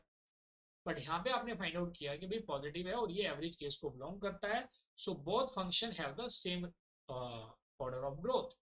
आपको पता चल गया both functions have same order of growth, same order of growth. ये बात समझ में आई? तो जब ये सेम ऑर्डर ऑफ ग्रोथ है then you can write it as f of n is equal to theta of n square. You can write it like this. ठीक है, I hope this is clear to everybody. अब देखिए second वाला आप लोग करेंगे, second वाला आप लोगों के लिए है, तभी आप चेक करेंगे। देखिए अब आपको इंटरेस्ट आना शुरू हो जाएगा क्योंकि now you are able to solve the problems. Let us consider the example. क्या है? Compare the order of growth of, compare the order of growth of, order of growth of log base to n and under root n and under root। चलिए सभी लोग compare करें और मैं wait कर रहा हूँ, आप लोग बताएंगे कि किस केस को बिलोंग करता है। तो आप यहाँ पे सेम एज्यूम करेंगे, so this is a fn and second one is a gn। क्या होगा? gn होगा। आप वीडियो को पॉज करके खुद से सॉल्व कर सकते हैं, ठीक है? मैं भी साथ साथ सॉल्व कर रहा हूँ, आप अपना सॉल्व करिए सो दैट वी कैन, क्योंकि मुझे ये तीनों केसेस कंप्लीट करने हैं, 3 एग्जाम्पल हो जाएंगे तो आपकी कॉन्सेप्चुअल क्लैरिटी इस सेशन में कंप्लीट हो जाएगी। लेकिन आप सभी लोग वाईफाई हेल्पनेट चैनल को सब्सक्राइब करना ना भूलें, क्योंकि मंडे से हम स्टार्ट कर रहे हैं you can say theory of computation. Live session रहेंगे Monday to Friday 10 PM to 11 PM and वो सेशन पूरे free of cost. Compare the order of growth of log 2 and this. तो इसको जब आप सिंपलीफाई करेंगे तो इसकी वैल्यू क्या होगी? Sir limit n tends to infinity, आपने लिखा say F N over G N. इसको सिंपलीफाई कर लो, so limit n tends to infinity, जो गिवन फंक्शन है this is log base two n divided by root n। तो देखिए यहाँ पे रूट n की बात आ गई, तो यहाँ पे आप के ऊपर डिपेंड करता है। अगर आप कहीं पे फंस जाते हैं कि रूट n को आप रिप्लेस नहीं कर पा रहे हैं, तब आप यूज कर सकते हैं स्टर्लिंग फॉर्मूला। लेकिन अगर आप उसे इजीली रिप्लेस कर सकते हो then there is no need to replace with the Stirling formula. कई केसेस आएंगे जैसे गेट में प्रॉब्लम पूछी भी गई है दैट वाज, उसके अलावा अगर आप उसे सॉल्व करते तो आपका ज़्यादा टाइम किल करता, लेकिन अगर आप उसे डायरेक्टली स्टर्लिंग फॉर्मूले से सॉल्व कर लेते हैं then it becomes very easy. मतलब the next step you can get the solution. Say limit, अब आप क्या कर सकते हैं? अब आप यहाँ पे इसको सिंप्लीफाई करना है बेसिकली आपको। अब इसको आप नेचुरल लॉग में कन्वर्ट कर सकते हैं क्योंकि ये लॉग बेस 2 पे है, आपने इसको से बेस ई में कन्वर्ट किया एंड से आपने इसको लिखा लॉग बेस ई हो गया, से बेस 2 पे आपने इसको एंड कर दिया। क्या कर दिया? ई। दिस इज ई बेसिकली, ये ई है डिवाइडेड बाई रूट है। फिर क्या कर दिया आपने? डिवाइडेड बाई रूट है। इसको अगर हम फर्दर सिंप्लीफाई करेंगे तो इसकी वैल्यू कितनी हो जाएगी? आप log टू एन, देखिए log टू ई वाला पार्ट क्या हो गया आपका? Constant, it is a constant. ये बाहर आ गई क्योंकि ई की वैल्यू भी कोई कांस्टेंट वैल्यू ही होती है, और जिसको आप एक्सप्रेशन से इवेल्युएट कर सकते हैं। आपने लिखा limit N tends to infinity, और अब आपके पास क्या? log E N upon factorial. Now you can start the differentiation using L hospital rule. So log base to E limit N tends to infinity. अब आप इसको सिंप्लीफाई कर सकते हैं, तो जब आप सिंप्लीफाई करेंगे तो आपको क्या मिलेगा? You can write it as log का क्या हो जाएगा? 1/n डिफरेंशिएशन, और root to under root N का क्या हो जाएगा? Half N to the power minus A N to the power N minus one होता है ना, N A N minus one. तो आपने उससे इसको इवेल्युएट कर लिया, इसको फर्दर सिंप्लीफाई कर दो तो देखिए ये टू ऊपर चला जाएगा, तो आप इसे कांस्टेंट को लिख सकते हैं say two log to base to E, और आपकी जो वैल्यू है this is limit N tends to infinity. देखिए ये माइनस है तो ऊपर जाके पॉजिटिव हो जाएगा, so you can write it as factorial N upon N. क्या लिख सकते हैं आप? Factorial N upon N. इसको अगर आप फर्दर सिंप्लीफाई करेंगे तो देखिए इसकी वैल्यू क्या आएगी? You can write it as twice log base to E limit N tends to infinity. आप फर्दर सिंप्लीफाई कर लो, भाई n can be written as factorial n into factorial n। ये तो आपके अपने सिंप्लीफिकेशन मेथड पे डिपेंड करता है, मैं आपको सिंपलेस्ट वे में बता रहा हूँ। हो सकता है आप इसको डायरेक्टली लिख सकते हैं इन स्टेप्स को। So you can write it as, oh so this is not equal to, this is limit n tends to infinity और इसकी वैल्यू क्या है, बेसिकली ये हो जाएगा आपका 1/√n। अब n को अगर आप इन्फिनिटी करोगे तो इसकी वैल्यू क्या हो जाएगी 0। तो आप इसको कितना भी एलिमिनेट कर लें, ये एलिमिनेट नहीं होगा। आप डिफ्रेंशिएशन करेंगे ये 0 हो जाएगा ऊपर, बट डिफ्रेंशिएशन करके 0 ही हो सकता है, इससे ज़्यादा और कुछ नहीं। ठीक है, तो ये वैल्यू 0 है। तो 0 किस केस को रिप्रेजेंट करता है, अभी अभी आपको मैंने ये कॉन्सेप्ट बताया था। अगर वैल्यू 0 है, it means F N has slower rate of growth than G. आपने देखा कि आपको पता चला कि F N has slower rate of growth than G. ठीक है, तो ये 0 है, तो आप कह सकते हैं एफ एन हैज। तो ये ऑप्शन जो मैं स्टेटमेंट लिख रहा हूँ, this can be in the form N option, F N has slower rate of growth than G. ये चीज क्लियर है, F N has slower rate of growth than G. तो अब इसको आप वैसे भी लिख सकते हो, you can write it as F N is equal to basically, F N क्या लिखेंगे आप, बिग ऑफ जी। तो आप बिग ऑफ जी एन आपने लिख दिया, तो you can also write it as कि भाई जो आपका रिलेशन है वो log 2n, ये कंपेरिजन ही है big of root n. I hope this is clear to everybody. It can also be written like this. ये सभी को क्लियर है। चलो अब हमारे पास बचता है जो नेक्स्ट ऑप्शन है, जो नेक्स्ट इसका केस है, थर्ड केस है। केस थर्ड के एग्जाम्पल को और कर लेते हैं, तो इस तरीके से इसकी हमारी आज के सेशन की कंप्लीटनेस हो जाएगी। तो let us consider example third. Example third में देखिए, compare order of growth of, compare order of growth of factorial n and 2 to the power n and 2 to the power, इन दोनों को हमें कंपेयर करना। चलिए सभी लोग सिंप्लीफाई करें एज यूजुअल। दोनों को आप एज्यूम करेंगे कि एक हमारा एफ एन को रिप्रेजेंट करता है और दूसरा जी एन को रिप्रेजेंट करता है।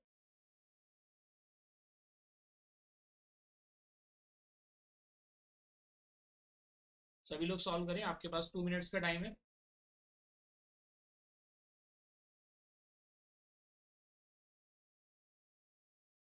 सभी के पास 2 मिनट्स का टाइम है। तो कई बार देखिए इस टाइप के रिलेशंस एग्जामिनेशन में गिवन होते हैं कि भाई ये दो फंक्शन दे दिए, इनमें से कौन सा रिलेशन सही है, कि log 2n is equal to big of root n, log 2n is equal to omega of root n, log 2n is equal to theta of root n. तो ये आप किस, जब आप इवेल्युएशन प्रॉपर करेंगे, ठीक से कैलकुलेशन करेंगे, then you will be able to mark the correct answer. ऐसे जैसे इसी केस में है जो हमने फर्स्ट केस कंसीडर किया था, आप क्या लिख सकते हो जी, n(n-1/2) is equal to theta of n square, that's it. ठीक है, तो this is the correct relationship जो इन दोनों के बीच में होल्ड करता है। चलिए ये देखिए, नेक्स्ट वाले को आप सॉल्व करिए कि भाई ये मेरा रूट एन है, so I can assume it as F N. ये मेरा एन स्क्वायर है, मैंने इसको एज्यूम कर लिया जी एन। कई बार एग्जामिनेशन में वो मेंशन भी करेगा which one is F n which one is ji n, और अगर नहीं करता है तो डिफॉल्ट में आप एज्यूम करेंगे। वैसे वो ऐसे ऑप्शन नहीं देता है, क्योंकि फिर उस केस में चैलेंज हो जाता है कि क्वेश्चन क्या हो जाएगा, एम्बिगुअस हो जाएगा। तो इसलिए वो मेंशन कर which one is F n which one is ji n. चलिए तो इसी को लेके चलिए, आप एल हॉस्पिटल रूल अप्लाई करिए। आपने लिखा limit n tends to infinity factorial n upon 2 to the power, क्या हो गया 2 टू द पावर। अब देखिए इस केस में, देखिए इस टाइप की प्रॉब्लम गेट एग्जाम में शायद यही प्रॉब्लम है वो जो पूछी गई है, या इसी टाइप की पूछी गई। अब इस केस में आप फैक्टोरियल n को क्या करेंगे, फैक्टोरियल n का डिफरेंशिएशन कैसे करेंगे। आप फंस गए यहाँ पे। इसको एक्सपेंड भी करेंगे, ये तो अनएंडिंग है भाई, n को फैक्टोरियल n लिखेंगे, n(n-1) फैक्टोरियल n-1 लिखेंगे, क्या करेंगे इस केस में, तो आप यहाँ पे फंस जाते हो। So now you need to apply the Stirling formula. यहाँ पे आप क्या करेंगे, you have to apply the Stirling formula. देखिए मैंने इसलिए उसको इंक्लूड भी कर दिया इस टाइप के क्वेश्चन को, जिससे कि आप लोगों के लिए इजी हो जाए। तो आपने इसको स्टर्लिंग फॉर्मूला यहाँ पे अप्लाई करेंगे, तो क्या हो जाएगा, limit n tends to infinity, जो रूट एन है, रूट एन की वैल्यू क्या हो जाएगी, that is root 2 pi n upon e to the power n, ये हो गया, और अपॉन 2 टू द पावर, क्या हो गया जी 2 टू द पावर एन। इसको आप फर्दर सिंप्लीफाई करेंगे, तो फर्दर जब सिंप्लीफाई करेंगे then you can write it as, देखिए ये 2 की पावर एन है, एन बाई ई की power n. So what we can write about it, हम इसको लिख सकते हैं कि limit n tends to infinity under root 2 pi n, और इसकी वैल्यू कितनी हो जाएगी, n upon twice e to the power, ये आ गई वैल्यू। अब आप क्या कर सकते हैं, भाई इसमें तो डिनोमिनेटर तो हो गया 1, फिर डिनोमिनेटर तो कांस्टेंट हो गया। अब इसमें अगर आप इसको डिफरेंशिएट करते हो तो वैल्यू जीरो हो जाएगी, इसको क्या बना देगी, इन्फिनिटी। यही तो समझ में आ रहा है आपको। और अगर आप डायरेक्टली भी एन की वैल्यू इन्फिनिटी रखते हो तो तब भी ये क्या रिजल्ट आएगा, इन्फिनिटी। समझ में आ गई।